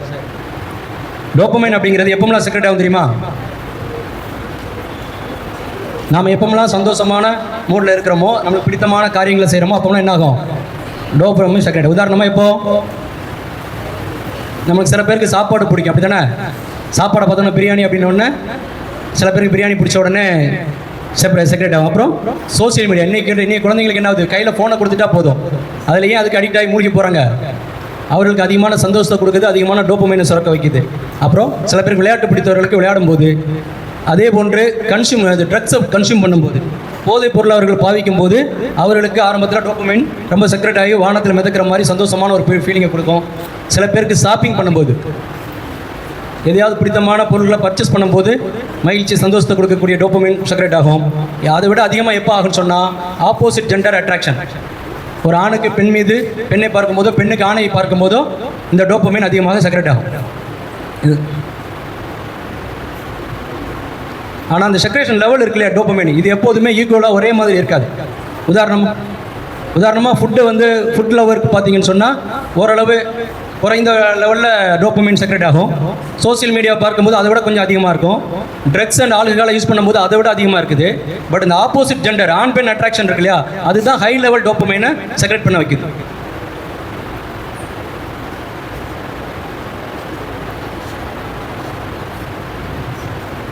சரி, இப்போ என்ன நடக்குது அப்படின்னு பார்த்தீங்கன்னு சொன்னால், ஒரு பையனை குழந்தையாக இருக்கிற வரைக்கும் பிரச்சனை இல்லை. அவங்க வயசுக்கு வந்ததுக்கப்புறம் ஒரு ஆண் ஒரு பெண்ணை பார்க்குறான். அந்த மெச்சூர்டான ஒரு பெண்மணியை பார்க்கும்போது அவனுக்கு டோபமைன் செக்ரெட் ஆகுது, அப்படி தானே? அதுவும் அதிக லெவலில் நம்ம பார்த்த மற்ற எல்லா சந்தர்ப்பத்தை விட ஒரு பெண்ணை பார்க்கும்போது அவனுக்கு அதிகமாக டோபமைன் செக்ரெட் ஆகுது. இதில் என்ன பிரச்சனை வருது? டோபமைன் சுரந்தா சந்தோஷமாக இருக்க வேண்டியதுன்னு பார்த்துட்டு ஏன் அதை அதில் என்ன ப்ராப்ளம் வரும் சொல்லுங்க பார்ப்போம். What is the problem with dopamine? Dopamine மகிழ்ச்சிக்கு மட்டும் காரணமானதுன்னு சொன்னோம் இல்லையா? ஒரு விஷயத்தின் மூலமாக ஒரு பொருளின் மூலமாக ஈர்க்கப்பட்டு நம்மளுக்கு டோபமைன் சுரக்க ஆரம்பிச்சிருச்சுன்னு சொன்னால் நம்ம மனசு என்ன சொல்ல, மூளை அதுக்கு அடிக்ட் ஆகி மீண்டும் மீண்டும் அதே காரியத்தை செய்ய தூண்டும். உதாரணமாக ஒருத்தருக்கு சாப்பாடு பிடிச்சி போச்சு, அதுக்கு அடிமையாகி அந்த சாப்பாடை விரும்பி சாப்பிட ஆரம்பித்தான்னா அவனுக்கு சாப்பாட்டை பார்க்கும் போதெல்லாம் டோபமைன் செக்ரெட் ஆகுது. அதனால தான் சில பேர் அதிகமாக அந்த ஃபுட்டின்னு சொல்லக்கூடிய சாப்பாட்டு பிரியராக மாறிடுவாங்க. அவங்க கண்ட்ரோல் பண்ண முடியாத போயிடுது. ஆனால் நம்ம ஏற்கனவே பார்த்தோம், சாப்பாட்டின் அளவில் சாப்பாட்டை விரும்பக்கூடியவர்களுக்கு சாப்பாட்டை பார்த்தோம்னா டோபமைன் சுரக்கிறதை விட ஒரு பெண்ணை பார்க்கும்போது ஒரு ஆணுக்கு அதிகமான அளவில் டோபமைன் சுரக்குது. கவனிங்க, விசாரமாக கவனிங்க, அப்பதான் புரியும்.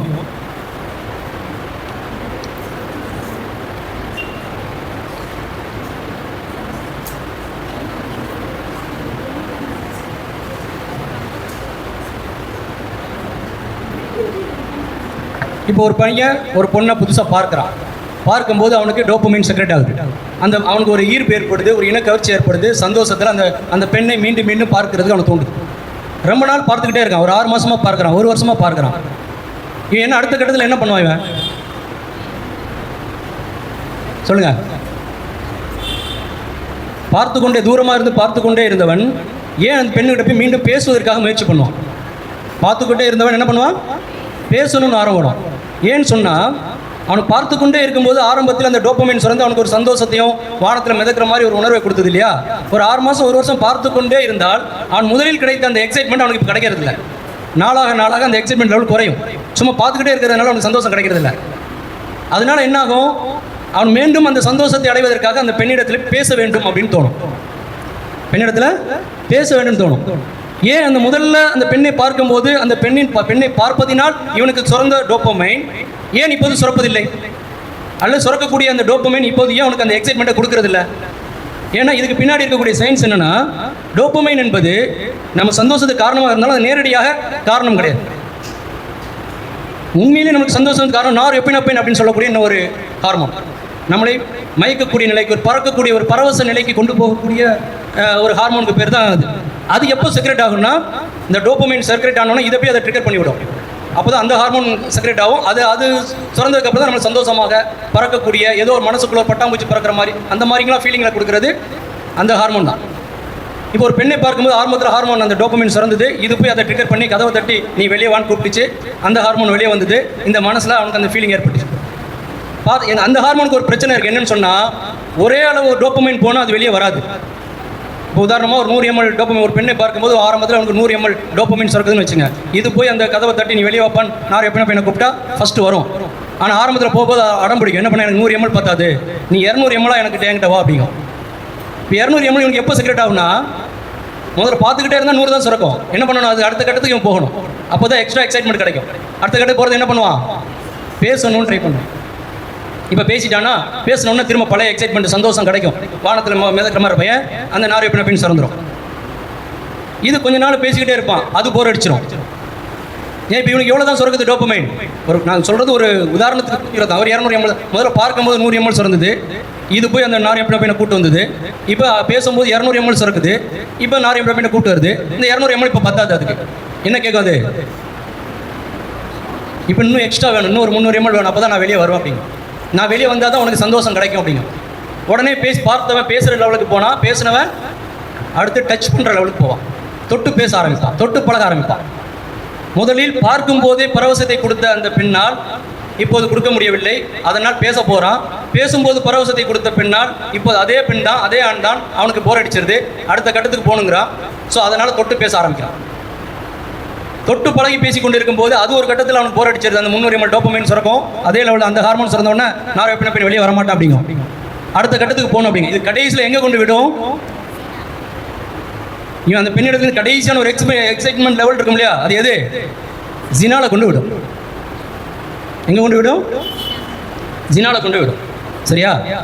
உதாரணத்துக்கு நான் இப்போ சொல்கிறேனே, நாளைக்கு உங்கள் வீட்டிலேருந்து வாப்பா ஃபாரின்லேருந்து ஒரு ஆப்பிள் ஐஃபோன் கொடுக்குறாரு. இப்போ லேட்டஸ்ட் மாடல் என்னது? 17 ப்ரோவா? வருதுன்னு சொன்னோன்னே என்ன உங்களுக்கு எப்படி இருக்கும் எக்ஸைட்மெண்ட் லெவலு? சந்தோஷத்தில் மிதப்பீங்க, அப்படி தானே? நாளைக்கு வாப்பா வரணும், ஒரு 3 வருஷம் கழிச்சு வராருன்னு வாப்பா மேலே பாசத்தில் தேட மாட்டோம்.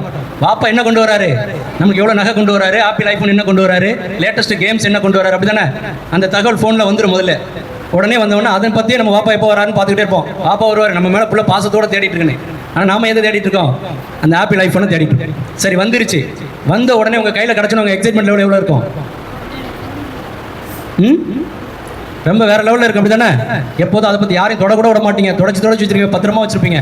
ஒரு 6 மாதம் ஆச்சு, என்ன ஆகும் சொல்லுங்க? 6 மாதம் கழிச்சு அதே ஆப்பிள் ஐஃபோன் உங்கள்கிட்ட இருக்கு, இப்போ என்ன ஆகும்?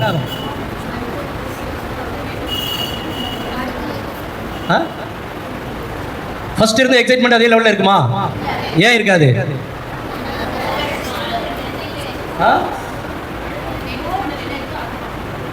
ஏதோ ஒன்று பரவாயில்ல, சொல்லுங்க, தப்பா ரைட்டு சொல்லுங்க. நம்ம அந்த ஆப்பிள் ஐஃபோனை யூஸ் பண்ண ஆரம்பிச்சிடும், அப்படி தானே? அதுல என்னென்ன ஆப்ஸ் இருக்குது, என்ன ஃபீச்சர்ஸ் இருக்குது, எல்லாத்தையும் யூஸ் பண்ண இப்போ நம்ம யூஸ் பண்ணுறது அதில் ஒன்றுமே இல்லைங்கும் போது அது நமக்கு என்னவாயிரும்? அலுப்பு தட்டிடும், அப்படி தானே? ஃபஸ்ட்டு யார்கிட்டையுமே கொடுக்காம பத்திரமா வச்சிருந்த நாம அந்த ஆப்பிள் ஐஃபோன் அப்படி அசால்ட்டாக ஹாலில் ரூம்லேயே தூக்கி போட்டு போயிட்டே இருப்போம். அடுத்த லெவல் ஏதாவது இதுக்கு நெக்ஸ்ட் லெவல் சீரிஸ் ஏதாவது வெளியே வருதான்னு வெயிட் பண்ணுவோம், அப்படிதானே? ஏன் வந்து ஃபர்ஸ்ட் அந்த டோபமைனை சுரக்க வைத்த அதே ஆப்பிள் ஐபோனால் போக போக உங்களால் அதை சுரக்க வைக்க முடியல? உங்களுக்கு இதே கான்செப்ட் தான் உங்களுக்கு ஆண் பெண் பழகும் போதும் வருது. எப்போ உங்களிடத்திலிருந்து புதிதாக ரிவீல் ஆக ஆக ஆக அவனுக்கு டோபமைன் எக்ஸ்ட்ரா கிடைச்சதோ, கடைசியில் முழுவதுமாக உங்களை பயன்படுத்திய பிறகு ஒரு ஆணுக்கு நீங்க போர் அடிச்சிருவீங்க. அடுத்து என்ன பண்ணுவான்? வேற ஆப்பிள் ஐபோனை தேடுவான். புரியுதா? இதுதான் ஒரிஜினலா ஆண். ஆண் இப்ப நாங்க அந்த பாடம் நடத்துறது ஒரு ஆண் என்றால் யார்? அல்லாஹ் ஆணை எப்படி படைச்சு வச்சிருக்கிறான்? அல்லாஹ் குர்ஆன்ல ஆணை பத்தியும் சொல்லுவான். அந்த வசனங்களை எடுத்து காட்டுறேன். ஆண்னா யார்? ஆணுடைய மென்டாலிட்டி என்ன, நேச்சுரல் என்ன, ஆணை வந்து அல்லாஹ் எப்படி படைச்சு வச்சிருக்கிறான் அப்படிங்கிறத புரிஞ்சுக்கிறதுக்காக சொல்றேன். ஒரு நீங்க யூஸ் பண்ணதுக்கு அப்புறம் அவனுக்கு அது போர் அடிச்சிடும். அதனால என்ன பண்ணுவான்? வேறு உங்களை அடையிறதுக்காக என்னவெல்லாம் சொன்னவன் கடைசியில் என்ன பண்ணுவான்? குப்பை மாதிரி தூக்கி போட்டுட்டு வேற ஒரு பொண்ணை அடையிறதுக்காக ட்ரை பண்ணிட்டு இருப்பான்.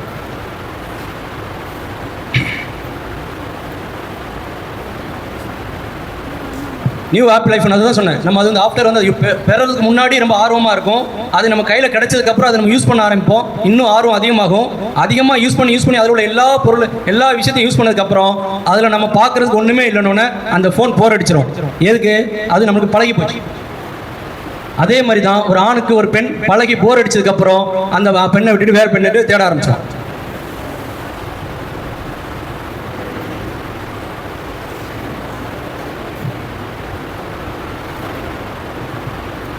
இப்போ ஒரு ஆணும் பெண்ணும் அந்நிய பெண்ணும் பேசிப்பது இஸ்லாத்தில் ஹலாலா ஹராமா? பழகி கொள்வது ஹராம் தானே?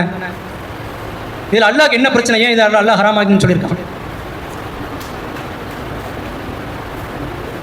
ஒரு அந்நிய ஆணும் அந்நிய பெண்ணும் பழகி கொள்வதில் அல்லாஹ்வுக்கு ஏதாவது பிரச்சனை இருக்கா? அல்லாஹ்வுக்கு ஏதாவது பாதிப்பு இருக்கா? ஆனால் அல்லாஹ் ஏன் ஹராமாக்கியிருக்கான்? அல்லாஹ்க்கு என்ன கன்சர்ன் வந்துச்சு? அல்லாஹ்க்கு என்ன தேவை வந்துச்சு? அல்லாஹ் எதையெல்லாம் ஹராமன் ஆக்கியிருக்கான நல்லா யோசனை பண்ணிக்க பாருங்க. மதுவை ஹராமாக்கியிருக்கான், வட்டியை ஹராமாக்கியிருக்கான், நிறைய விஷயங்களை ஹராம் பன்றிக்கறியை ஹராம்னு தான் சொல்லியிருக்கிறானே. அதே மாதிரி அந்நிய ஆணும் அந்நிய பெண்ணும் பழகுவதை ஹராம்னு சொல்றானே. இதனால் அல்லாஹ்வுக்கு என்ன தேவை வந்துச்சு? அல்லாஹ்க்கு ஏதாவது நஷ்டம் இருக்கா? ஏதாவது தேவைகள் இருக்கா? ஏதாவது இழப்புகள் இருக்கா? இருக்காமா? ஏன் அதை அல்லாஹ் ஹராம்னு சொல்லணும்? யாருக்கு தான் பாதிப்பு இதனால? அப்போ அல்லாஹ் வந்து ஒரு விஷயத்தை ஹராம் எதையெல்லாம் ஹராம்னு ஆக்கி வச்சிருக்கிறானோ அதுல எதுல யாருக்கு தீங்கு இருக்கு? அதுல மனிதர்களாய் நமக்கு தான் தீங்கு இருக்கு. நமக்கு தான் அதுல பிரச்சனை இருக்குது. நம்ம மேல அவன் கருணை வச்சிருக்கிறதுனால, அன்பு வச்சிருக்கிறதுனால, இதை பத்திலாம் நன்கு தெரிஞ்சிருக்கிறதுனால இதெல்லாம் ஹராம்னு அல்லாஹ் இதெல்லாம் செய்யாதீங்க அப்படின்னு தடுத்து வச்சிருக்கான். அல்லாஹ்க்கு இதுல எந்த தேவையும் இல்லை. ஒரு ஆணும் பெண்ணும் பழகி கொள்வதனாலையோ அல்லது பழகாம இருக்கிறதுனாலையோ அல்லாஹ்வுடைய இஸ்ஸத்து குறைய போறதோ கூட போறதோ இல்லை. அவனுடைய இஸ்ஸத் எப்போதுமே உயர்ந்த தரத்தில் இருக்கக்கூடியதா. ஆனால் இதனால் எதுக்கு யாருக்கு பாதிப்பு ஏற்படுது? யார் ஒரு தவறான பழக்கத்தில் இருக்கிறாங்களோ, ஒரு அந்நியானோ ஒரு அந்நிய பெண்ணோ, அதனால் பாதிப்பு யாருக்கு ஏற்படுது? குறிப்பாக பெண்களுக்கு அதிகமான பாதிப்பு இருக்கு. அதனாலதான் ஆணை விட பெண்களுக்கு அதிகமான கட்டுப்பாடுகளை இஸ்லாம் இந்த விஷயத்துல சொல்லியிருக்கு.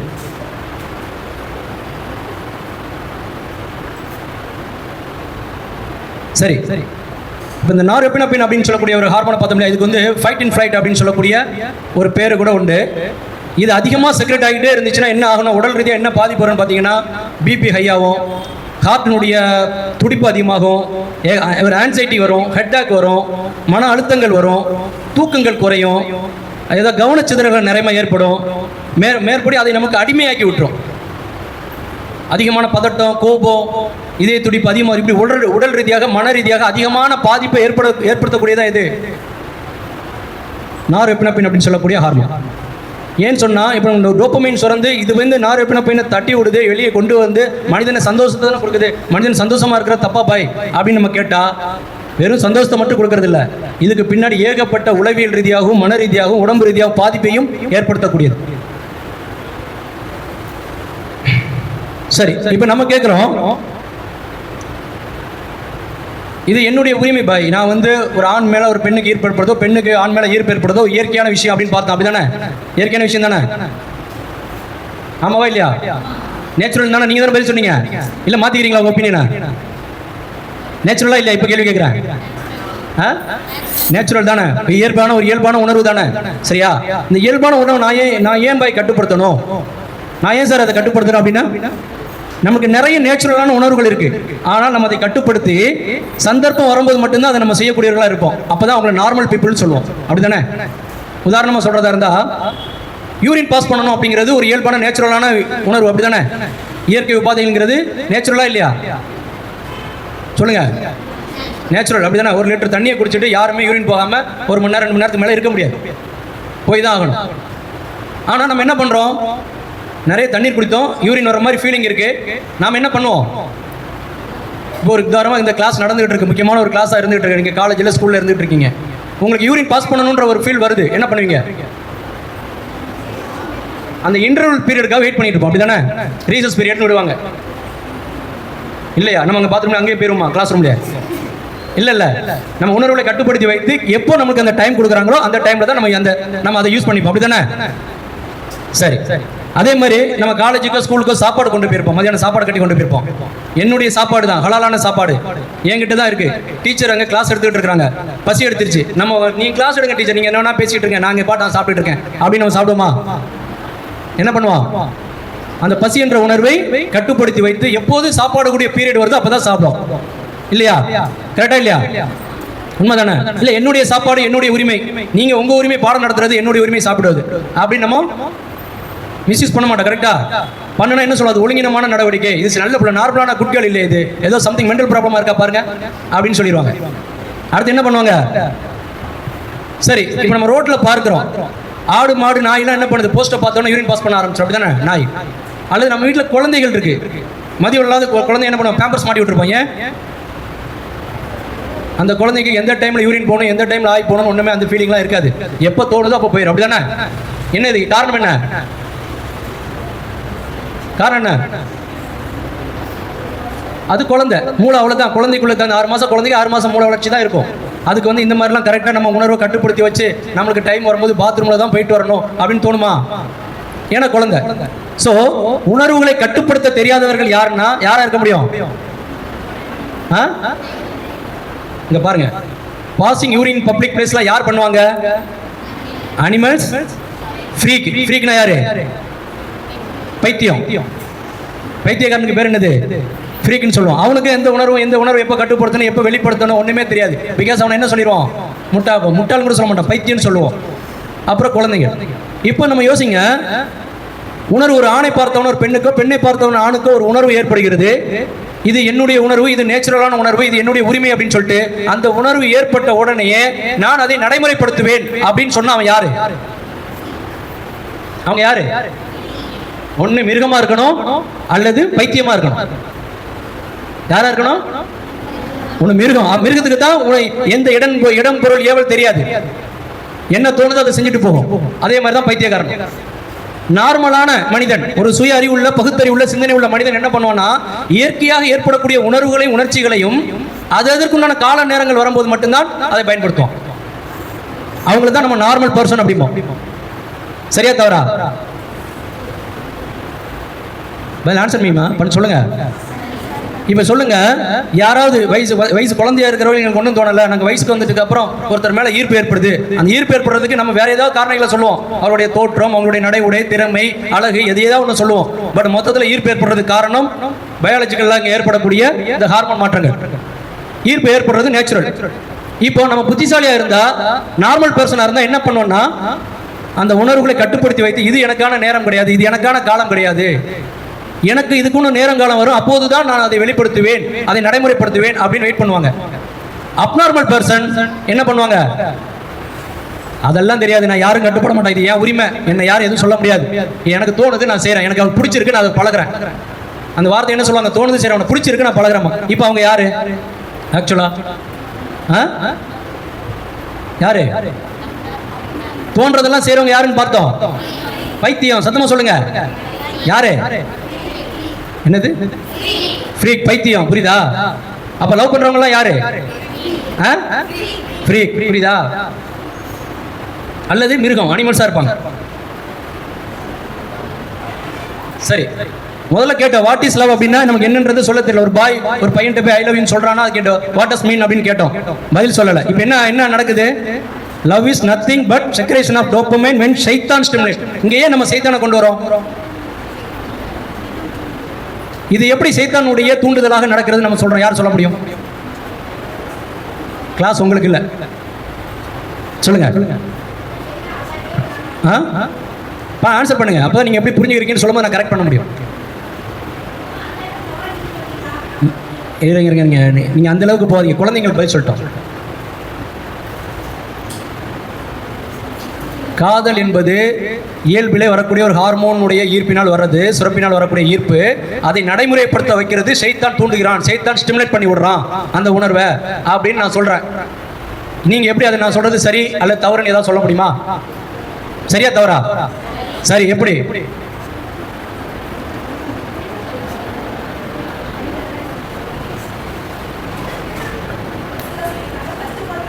வெயிட் பண்ணுங்கம்மா. ஃபஸ்ட்டு குழந்தைங்க ஆன்சர் பண்ணலன்னா தான் பேரண்ட்ஸ்க்கு அந்த கொஸ்டின் பாஸ் ஓவர் ஆகும். இல்லைங்களா? சொல்லுங்க, உங்களுக்கு தான் இந்த பாடம் தெரியலையா? எப்படி ஸ்டேஜ் தான் சொல்கிறேன்னு சொல்லலையா?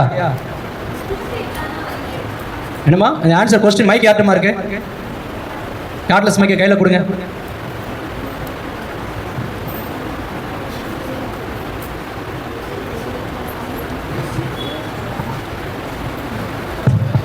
ஷைத்தான் தான் வழி கெடுப்பான். அதனால சைத்தான் வழி கிடைக்கிறான், அதில் மாற்று கருத்தே இல்லை. இந்த இடத்துல எப்படி தூண்டி விடுறான்? இந்த நார்மலாக அவன் எப்படி நம்மளுக்கு நார்மலாக அதை தோண வைக்கிறான்? இது ஏன் சைத்தானுடைய தூண்டுதல் அப்படின்னு சொன்னோம்? மேபி டோபமைன்ங்கிறது வந்து நேச்சுரலாக செக்ரீட் ஆகுறது தான். ஸோ அது வந்து நார்மலான விஷயம் தான் அப்படிங்கிற ஒரு மைண்ட் செட் கொண்டு வரான் இல்லையா? சைத்தான் தான் இதை தூண்டி விடுறான். ஏன் சொல்கிறோம் அதை? இது சைத்தான் தூண்டி விடுறான், நல்லா தெரியுது. சைத்தானுடைய தூண்டுதனால தான் இது நடக்குது அப்படிங்கிறத நம்ம எதை வச்சு சொல்லலாம்? இது ஏற்படுத்தக்கூடிய விளைவுகளை வைத்து நம்ம ஈஸியாக சொல்ல முடியுமா? இப்ப காதல்னு சொல்லிட்டு அந்நிய பெண்ணும் அந்நிய ஆண்களும் பழகுறாங்கல்ல, சரியா? ஃபர்ஸ்ட் எடுத்துருவோம், அல்லாஹ் இதை ரிஜெக்ட் பண்ணிட்டா இது ஹராம் அப்படின்னு சொல்லிட்டான், அப்படிதானே? ஃபர்ஸ்ட் அல்லாஹ் என்ன சொல்லிட்டான் சொல்லுங்க? அல்லாஹ் என்ன சொல்லியிருக்கான்? ஹராம். அல்லாஹ் ஹராம்னு சொன்னதுக்கு அப்புறம் இதை நமக்கு ஹலாலாக ஆக்கி அழகாக ஆக்கி காட்டுறது யாரு? அப்போ சைத்தானுடைய செயல் அப்படிங்கிறதுக்கு அது ஒரு எவிடன்ஸ். புரியுதா? அல்லாஹ் ஹராம் ஆக்கிட்டானா நமக்கு அது மேல என்ன வந்திருக்கணும்? உதாரணமா சொல்றேன், பன்றி கறி ஹலாலா ஹராமா? ஹராம். பன்றி கறியை பார்த்தோன்னா நமக்கு என்ன தோணும்? சொல்லுங்க, அருவருப்பு தோன்றுதா? ஒரு அதை பார்த்து ஒரு அசிங்கமான ஒரு பொருள் முகம் சுளிக்கிறோமா? அருவருப்பா அதை வெறுக்கிறோமா? ஒரு சாராயத்தை பார்க்கிறோம், ஒரு போதை தரக்கூடிய ஒரு கஞ்சாவையோ எதையாவது போதை பொருளை பார்க்கிறோம், நமக்கு அது மேல ஒரு அருவருப்பு வருகிறதா? வருதா? ஏன் வருது? ஈமான் உள்ள எல்லோருக்கும் வரும், அது வரணும்.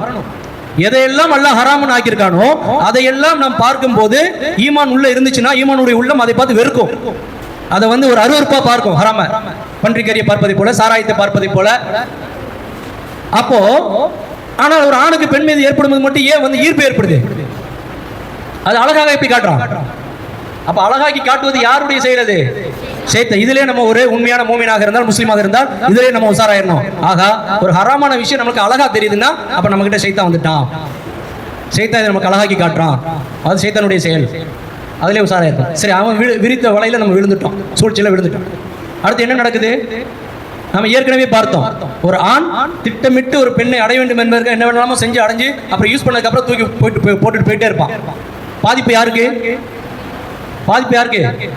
பெண்களுக்கு அதிகமான பாதிப்பு. இதனுடைய விளைவுகள் நம்ம ஏற்கனவே பார்த்தோம். இது விளைவுகள் சிலது வந்து கொலைகள். இன்னைக்கு ஒரு புள்ளி வரப்படி 76% நடக்கக்கூடிய கொலைகளுக்கு இந்த காதல் தான் காரணம் சொல்றாங்க. Suicide or murder. இந்த ரெண்டு நிறைய சாவுகள் நடக்குதுக்குள்ள, இதுல அதிகமாக கொலைகளும் சூசைடு எதை ஒட்டி நடக்குதுன்னா அது காதல். அது நல்ல பேர் வச்சுக்காம பாருங்க, நல்ல காதல், கள்ளக்காதல். எல்லா காதலும் கர்மாந்திர காதல் தான், புரியுதுங்களா? இதுல நல்ல காதல் கள்ளக்காதல்ங்கிறதெல்லாம் கிடையாது, எல்லாமே சைத்தானுடைய காதல் தான். இதனால் நடக்கக்கூடிய, நாட்டில் நடக்கக்கூடிய கொலைகள், தற்கொலைகளுக்கு 76% இதான் காரணமா இருக்கு. அப்ப இது யாருடைய தூண்டுதல்? சைத்தான் தூண்டுதல், சரியா? இப்படியா? இப்ப சொல்லுங்க, லவ் இஸ் நத்திங் பட் என்னது? Secretion of dopamine. ஏன்னா சினிமா உலகம் எப்படி காட்டு வச்சிருக்கு சில காதலை பத்தி, அது ஒன்றும் தவறு கிடையாது, அது வந்து புனிதமானது, அது இயல்பானது. காதலுக்கு கண் இல்லை, ஆணும் பெண்ணும் காதலிக்கிறது தவறே இல்லை, அதெல்லாம் இயல்பான. இந்த காலத்து யார் வீட்டில் நடக்கல பாய், யார் வீட்டில் செய்யலை. நீங்க எல்லாம் அந்த காலத்தில் இருக்கிறீங்க. இன்னைக்கு நம்ம கம்யூனிட்டியில் எந்த கம்யூனிட்டி எப்படி நாசமா போனாலும் நம்மளுக்கு பிரச்சனை இல்லை, ஆனால் நம்ம இஸ்லாமிய சமுதாயம் அது பின்னாடி போகுது. இன்னைக்கு நடக்கக்கூடிய நம்ம சமுதாயத்தில் அரேஞ்ச் மேரேஜ் மாதிரி கூட காட்டிக்கிறாங்க, வேற வழி இல்லாமல். நம்ம குடும்பமான வெளியே போயிருமோ அதனால நோட்டீஸ் அடிச்சு, இப்போ இன்விடேஷன் அடிச்சு, அது லவ் மேரேஜ் கூட அரேஞ்ச் மேரேஜ் மாதிரி காட்டிக்கிறாங்க. அது உண்மையிலே பார்த்தீங்கன்னா அதுக்கு பின்னாடி இன்னைக்கு 90% மேரேஜ் இப்படி நடக்கக்கூடியதாச்சு. ஆனால் இதனால் ஆரம்பிக்கக்கூடியது அந்த ஐபோன் செல்போனுக்கு ஏற்பட்ட கதி தான் உங்களுக்கும் ஏற்படும். அவ்வளோ ஒரு பெண்கள். அது அப்போ லவ்ங்கிறது புனிதமானதோ அது வந்து இதுக்கு அப்பாற்பட்டதெல்லாம் கிடையாது. அது என்னதான் அது? Love is nothing but the secretion of dopamine when சைத்தான் ஸ்டிமுலேட் பண்றதுனால தான் அதில் போய் விழுறீங்க. ஆப்போசிட் ஜெண்டர் அட்ராக்ஷன் ஏற்படுவது இயல்பானது. அப்போ அடுத்து நம்ம என்ன பண்ணணும்? அதை இதுல இன்னொன்று பாருங்க, டோபமைன் பார்த்தோம், நார் எபினோபைன்லாம் பார்த்தோம். ஆக்சிடோசின் அப்படின்னு சொல்ல ஒரு ஹார்மோன் கேள்விப்பட்டிருக்கீங்களா? இதுதான் உண்மையிலேயே லவ் ஹார்மோன். இதுதான் என்னது? இந்த வார்த்தை கேள்விப்பட்டிருக்கீங்களா? அந்த ஹார்மோனை பத்தி படிச்சது இல்ல? சரி, குர்ஆன் இந்த வசனம் ஓதுங்க பார்ப்போம், சத்தமா ஓதுங்க. ஒமின் ஆயாத்தி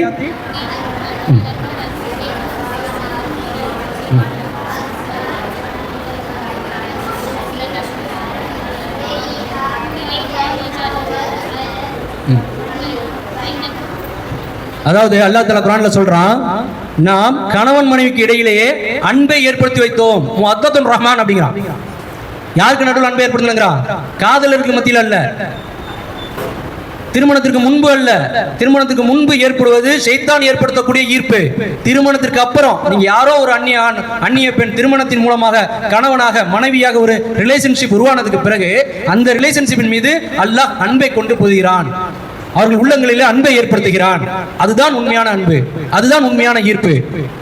ஏன்னா அது அல்லாஹ் ஏற்படுத்தக்கூடியது. பிஃபோர் த மேரேஜ் ஏற்படுத்தக்கூடியது யாரு? ஷைத்தான். அது போலியானது, டெம்பரவரியானது. அது எப்போது வேணாலும் நீர்க்குமிழி மாதிரி உடஞ்சு போயிடும். அதனால உங்களுக்கு பாதிப்பு ஏற்படும். அல்லாஹ் ஏற்படுத்தக்கூடிய அன்பு ஸ்ட்ராங்கா இருக்கும், இரும்பு கோட்டை மாதிரி.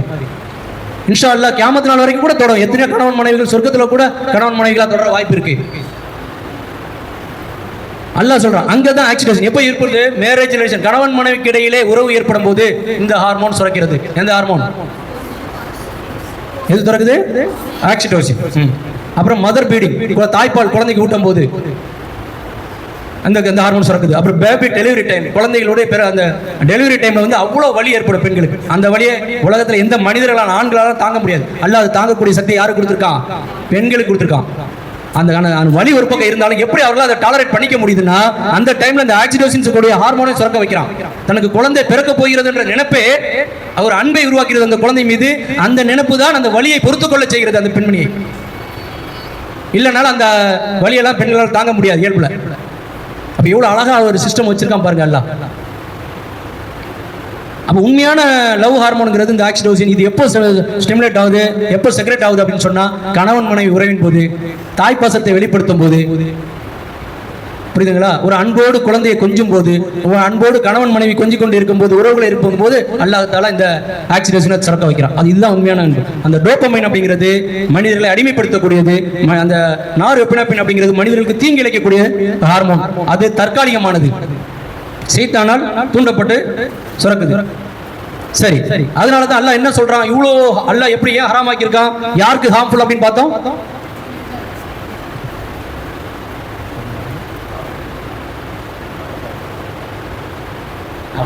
half an hour ஸ்பீடா பண்ணுவோம் ஸ்லோவா பண்ணுவோன்றது பொறுத்த. சரி, ஓகே. அல்லாஹ் என்ன சொல்றான் பாருங்க, 24வது அத்தியாயம் 31ல. யார் படிப்பாங்க இதை?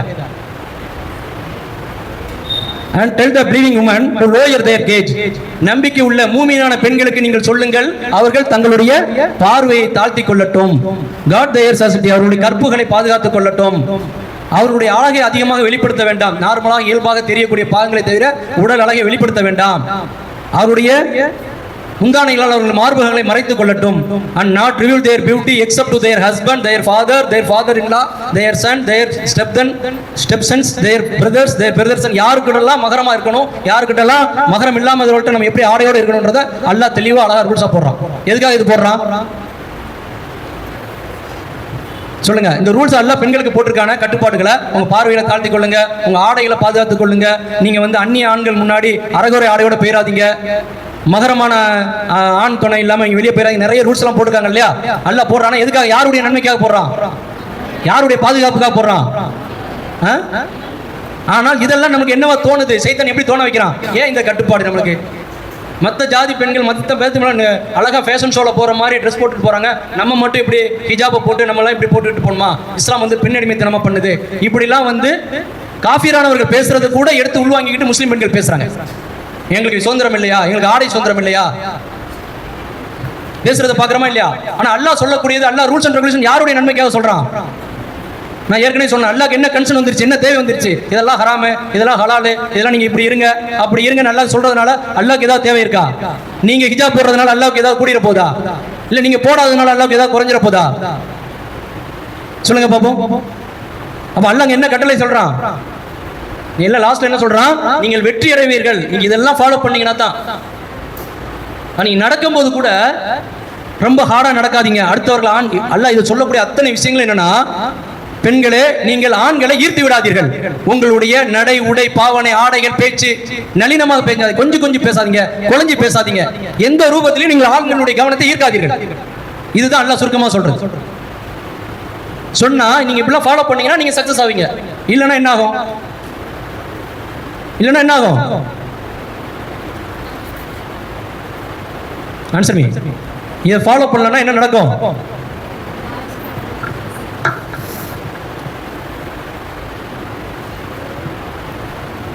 என்ன சொல்ல வேணாமா? தெரியலையா? இதெல்லாம் ஃபாலோ பண்ணீங்கன்னா அல்ல சக்சஸ் உடைய பெண்கள், மூமினான பெண்களுக்கு சொல்றான். இது ஃபாலோ பண்ணாதவங்களுக்கு என்ன நடக்கும்? நீ என்னதான் கேட்டாலும் பாய், நாங்க எங்களை பிடிவாதத்தை நீங்க உடைக்க முடியாது. நாங்க ஆன்சர் சொல்லிடுவோமா பாப்போமே. அன்சக்சஸ்ஃபுல் women ஆவாங்க. இதெல்லாம் ஃபாலோ பண்ணா சக்சஸ்ஃபுல்லா இருக்கிறவங்க, இத ஃபாலோ பண்ணாதவங்க அன்சக்சஸ்ஃபுல்லா இருப்பாங்க. அன்சக்சஸ்ஃபுல், சக்சஸ்ஃபுல் இந்த மீனிங் எல்லாம் எந்த அர்த்தத்துல பயன்படுத்துறான்? இன் லைஃப்லயும் ஹியர் ஆஃப்டர்லயும். எஸ். வெற்றி என்பது நிரந்தரமான வெற்றி என்பது நம்ம சொர்க்கம். இதெல்லாம் நீங்க ஃபாலோ பண்ணீங்கன்னா இங்கேயும் பாதுகாக்கப்படுவீங்க. இங்க ஒழுக்கமுள்ள பெண்ணாக நீங்கள் அறியப்படுவீர்கள், தக்வாவுடைய பெண்ணாக அறியப்படுவீர்கள், அந்நிய ஆண்களிடமிருந்தும் ஷைத்தானிடமிருந்தும் பாதுகாக்கப்படுவீர்கள், தொந்தரவுகளிலிருந்து பாதுகாக்கப்படுவீர்கள், மதிக்கப்படுவீர்கள், கண்ணியமுடையவர்களாக நடத்தப்படுவீர்கள். இதெல்லாம் நீங்க கிடையக்கூடிய வெற்றி.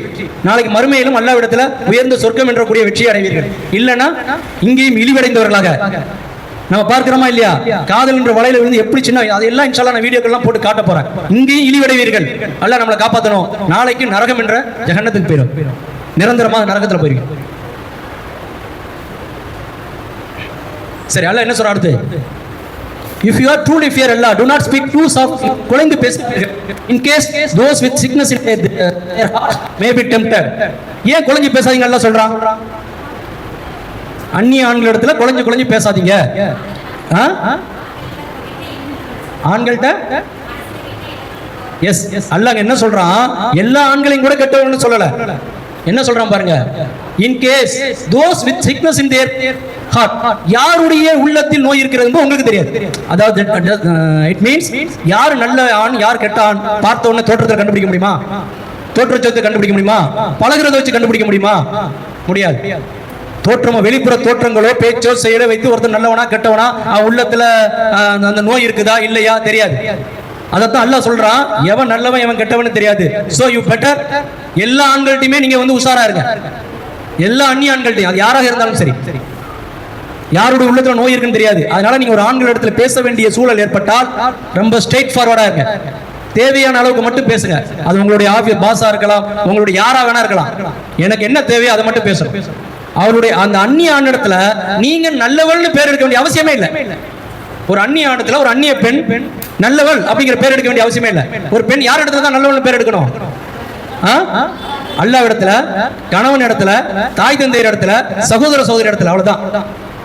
ஒரு அந்நிய ஆணை பத்தி நம்ம பழகுற இடத்துல இந்த புள்ள நல்ல புள்ளப்பா அப்படிங்கிற எண்ணத்தை அவங்க கேட்டு என்ன வேணா நினைச்சலாம். இவர் ரொம்ப திமிர் பிடிச்சவா, ரொம்ப அரகண்டு, நம்ம இதெல்லாம் மதிக்க மாட்டா. Okay, I don't care. உன்னுடைய ஒப்பீனியன் பத்தி எனக்கு பிரச்சனை இல்லை. எனக்கு என்னுடைய ரெப்யூட்டட் சர்டிஃபிகேட் கொடுத்தா போதும். என்னுடைய அல்லாஹ் என்ன பத்தி சர்டிஃபிகேட் கொடுத்தா போதும். உன் சர்டிஃபிகேட்லாம் எனக்கு தேவையில்லை. நான் என் கட்டர் ரேட்டா தான் பேசுவேன். அப்படிதான் இருக்க சொல்றான் அல்லாஹ். அப்புறம் மெசஞ்சர் ஆஃப் அல்லாஹ் ஸல்லல்லாஹு அலைஹி வஸல்லம் என்ன சொல்றாங்க? Do not follow the glance at the woman. இது வந்து ஆண்களுக்கு சொல்லப்பட்டாலும் பொதுவாக இறைச்சமுடைய ஆணுக்கும் பெண்ணுக்கு அதான். பார்வைகள் தொடரக்கூடாது. ஒரு பார்வை, முதல் பார்வை உன்னுடையது, இரண்டாவது பார்வை ஷைத்தானுடையது. சரி, ரியாலிட்டி நம்ம ஏற்கனவே சொன்னேன். மென்னுனா யார், ஆண் அல்லாஹ் யாருன்னு சொல்லிட்டு அல்லாஹ் குர்ஆன்ல அழகா ஒரு வசனத்துல சொல்லி காட்டுறான். எதுல? ஆயா 24:30 அல்லாஹ் யூஸ் த வேர்ட் யஸ்னூன் அப்படிங்கிற வார்த்தையை பயன்படுத்துறான். இப்போ லைட் போட்டா குர்ஆன் இருந்தா எடுத்து இன்ஷாஅல்லாஹ் அந்த வசனத்தை படிக்க விடுவேன். இன்னல்லாஹு கபீருன் பிமா யஸ்னூன். நீங்க வெளிநாட்டுல போயிருக்கும்போது பார்த்தீங்கன்னா சனகா அப்படின்னு சொல்லிட்டு சில ஏரியாக்கள் இருக்கும், கேள்விப்பட்டிருக்கீங்களா? சனகா அப்படின்னு சொன்னா இண்டஸ்ட்ரியல் ஏரியா அப்படின்னு அர்த்தம். என்ன அர்த்தம்? இப்போ சென்னை மாதிரி சிட்டிகளெல்லாம் அம்பத்தூர் இண்டஸ்ட்ரியல், கிண்டி இண்டஸ்ட்ரியல் ஏரியா அப்படிலாம் இண்டஸ்ட்ரியல் தொழிற்சாலைகள் நிறைந்த ஏரியாவுக்கு பேர் அரபியில் ஷனகாம்பாங்க. ஷனகான் போட்டிருப்பாங்க. இந்த வார்த்தை எங்கேருந்து வருதுன்னா இந்த எஸ்னன் அப்படின்னு சொல்லக்கூடிய ஒரு ரூட் வேர்டு தான் ஷனகா அரபி வார்த்தையில். அப்படின்னா என்ன அர்த்தம்னா அங்கே என்ன நடக்கும் ஒரு இண்டஸ்ட்ரியல் ஏரியாவில், ஒரு இண்டஸ்ட்ரியில் என்ன நடக்கும்னா இன்ஜினியர் உட்காந்து ஒரு பிளான் போடுவார், ஒரு திட்டம் போடுவார். இந்த காரியத்தை எப்படி செய்யணும், ஸ்டெப் 1 ஸ்டெப் 2 ஒரு ஃபார்முலா போட்டு கரெக்டாக செய்வார். கடைசியில் செஞ்சு முடிப்பார். இதுதான் ஒரு இன்ஜினியர் செய்யக்கூடிய ஒரு வேலை. அல்ல இந்த வார்த்தையை ஒரு ஆணுக்கு பயன்படுத்துகிறான். அப்படின்னா என்ன அர்த்தம்? ஒரு ஆண் அழகாக திட்டமிடுகிறான். எப்போது என்றால் ஒரு பெண்ணை அடைவதற்காக. அவன் ஒரு பெண்ணை அடையணும் அப்படின்னு சொல்லி முடிவு பண்ணிட்டான்னா அதுக்காக உட்காந்து ஒரு ரிசர்ச் பண்றான். ஒரு இன்ஜினியர் பிளான் போட்ட மாதிரி பிளான் போடுறான். என்ன பண்ணணுமோ அதெல்லாம் ஸ்டெப் பை ஸ்டெப்பா பிளான் போட்டு இறுதியாக அந்த பெண்ணை அடைந்து விடுகிறான். இப்படிப்பட்டவனாக ஆணை நான் படைத்திருக்கிறேன், அதனால் பெண்ணே நீ உசாரா இருந்துக்கோ. ஏன் குர்ஆன் அல்லாஹ் அப்படி சொல்றான்? இது யாருக்கு சொல்லக்கூடிய எச்சரிக்கை? உசாரா இருக்கலாமா? இங்க பாருங்க, இது வந்து அல்லாஹ் வந்து கொடுக்கக்கூடிய எச்சரிக்கை. காதல் என்பது சைத்தானால் தூண்டப்பட்டு வரக்கூடிய ஒரு உணர்வு அப்படிங்கிறதெல்லாம் பார்த்தோம் இல்லையா? இதனால் பாதிக்கப்படக்கூடியது பெண்கள் தான். அது எந்த ஜாதி மத பெண்களாக இருந்தாலும் பாதிக்கப்படுறாங்க. குறிப்பாக இஸ்லாமிய பெண்கள் அதிகமாக பாதிக்கப்படுறாங்க. ஏன் அப்படின்னு சொன்னா நம்ம நாட்டில் இருக்கக்கூடிய இந்த RSS அப்படின்னு சொல்லக்கூடிய இந்துத்துவா கும்பல் வந்து முஸ்லீம் பெண்களை வழிதவர செய்வதற்காகவே திட்டமிட்டு ஒரு ப்ராஜெக்டை கையில் எடுத்து ஆண்டுதோறும் செயல்படுத்திட்டு இருக்காங்க. வருஷத்துக்கு இத்தனை லட்சம் பெண்களை இஸ்லாத்தை விட்டு வெளியேற்றணும், அல்லது அவர்கள் முஸ்லீமாகவே வாழக்கூடாது, அல்லது வாழ்ந்தாலும் நடைபெணமாக அவர்கள் மான மரியாதை எல்லாத்தையும் இழந்த ஒரு நிலையில வாழணும் ஒரு திட்டமிட்டு அவர்கள் காய் நிறுத்திட்டே இருக்கிறாங்க. இப்போ இதனுடைய எத்தனையோ ரிசர்ச் பேப்பர்லாம் வெளியே வந்துருச்சு. அதனுடைய ஒரு இதை உங்களுக்கு காட்டுறேன் இன்ஷா அல்லாஹ். பாருங்க.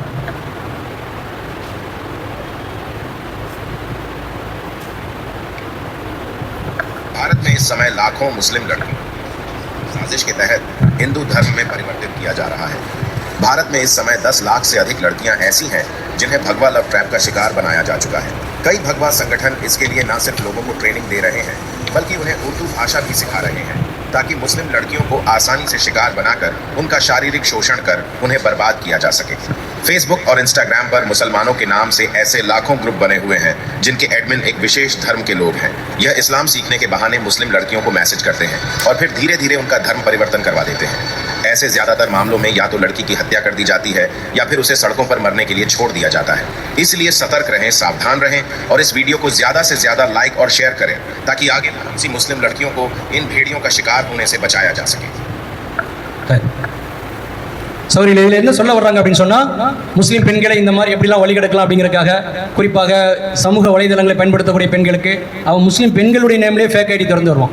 இன்ஸ்டாகிராம்லையும் சரி, ஃபேஸ்புக்லையும் சரி, ட்விட்டர்லையும் சரி, முஸ்லீம் பெண்கள் மாதிரியே அவன் ஒரு ஃபேக் ஐடியை கிரியேட் பண்ணி உங்கள்கிட்ட முதல்ல பழக ஆரம்பிச்சு உங்கள்கிட்டேருந்து உங்கள் வாய்னாலேருந்து எல்லா உங்களுடைய ரகசியங்களாம் தெரிஞ்சுக்கிட்டு அதுக்கப்புறம் உங்களை பற்றி எப்படி உங்களை இது பண்ணணும் அப்படிங்கிறதுல நடைமுறைப்படுத்துகிறாங்க அப்படிங்கிறத அவங்களுடைய RSS சாகா பயிற்சி முகாமில் நடந்து வெளிவந்த செய்திகளை தான் இது பேப்பர் நியூஸாக வந்துச்சு. இப்போ பாருங்க, சைத்தானுடைய தூண்டுதல் தான் இது காரணம் அப்படிங்கிறத நம்ம வெறும் வாய் வார்த்தையை மட்டும் சொல்லலை, நிறைய நடைமுறை ப்ராக்டிகல்ஸ் எல்லாம் காட்டுறேன். பெற்ற தாய் கூட காலில் விழுந்து கெஞ்சிற ஒரு முஸ்லீம் பெண்ணு காஃபியோட ஓடி போனதுக்கப்புறம் அப்போ கூட நான் வரமாட்டேன் அப்படின்னு சொல்லுது. அப்போ இதுக்கு யார் காரணமாக இருப்பாங்க?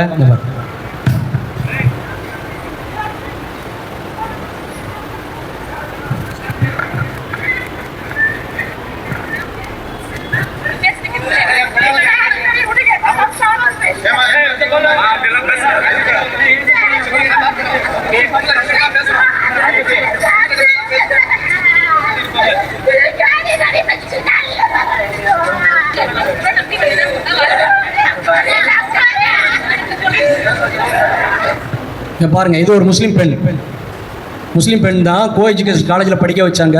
அழகாக ஹிஜாப் போட்டு போயிட்டு இருந்த பொண்ணு தான்.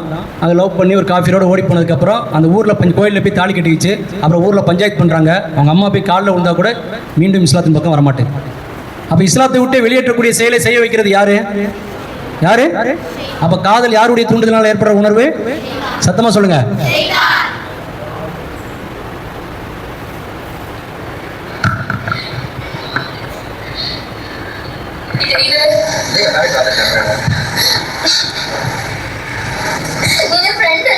கூப்பிட்டேன், நானும் நம்பிதானே வந்தேன். எதுக்கு எப்படி பண்ண?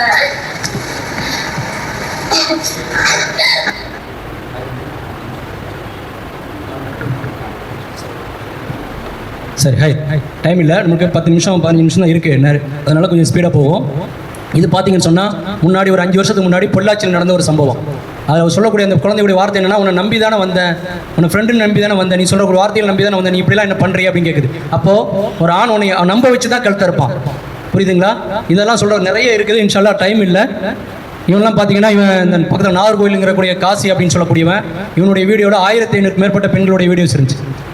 இதில் படித்த பெண்கள், படிக்காத பெண்கள், இவன் வந்து முஸ்லீம்களுக்காக மட்டும் சொல்லலை, எல்லா சமுதாய பெண்களுமே.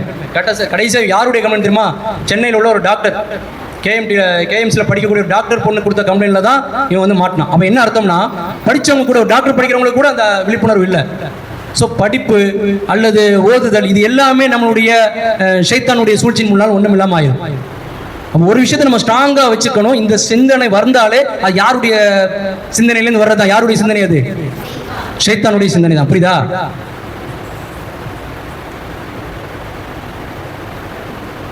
பாருங்க, நம்பி கொண்டு போயிட்டு லாஸ்ட்ல அடிச்சே கொண்டு வருவோம். பாருங்க, லைவா ஒரு கொலை நடக்குது.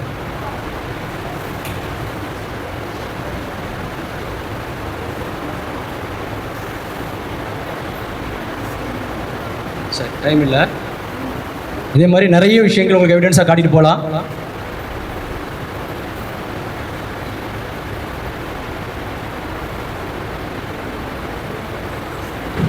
இவங்க பார்த்தீங்கன்னு சொன்னால் இந்த வீடியோ 10 நிமிஷம் ஓடும். இவங்க யாரும் பார்த்தீங்கன்னா ஆக்டர் சனா கான் சொல்லிட்டு இவங்க ஒரு பாலிவுட் ஆக்டர். முன்னாடி இப்போ நம்மளுக்கு வந்து நிறைய பெண் குழந்தைங்களுக்கு இப்போ ஷார்ட்ஸு, ரீல்ஸு இதெல்லாம் வீடியோவில் போடுறாங்க. நம்ம பெண்களே புர்காவோட போடுறதெல்லாம் நம்ம பார்க்குறோம். அப்படி தானே?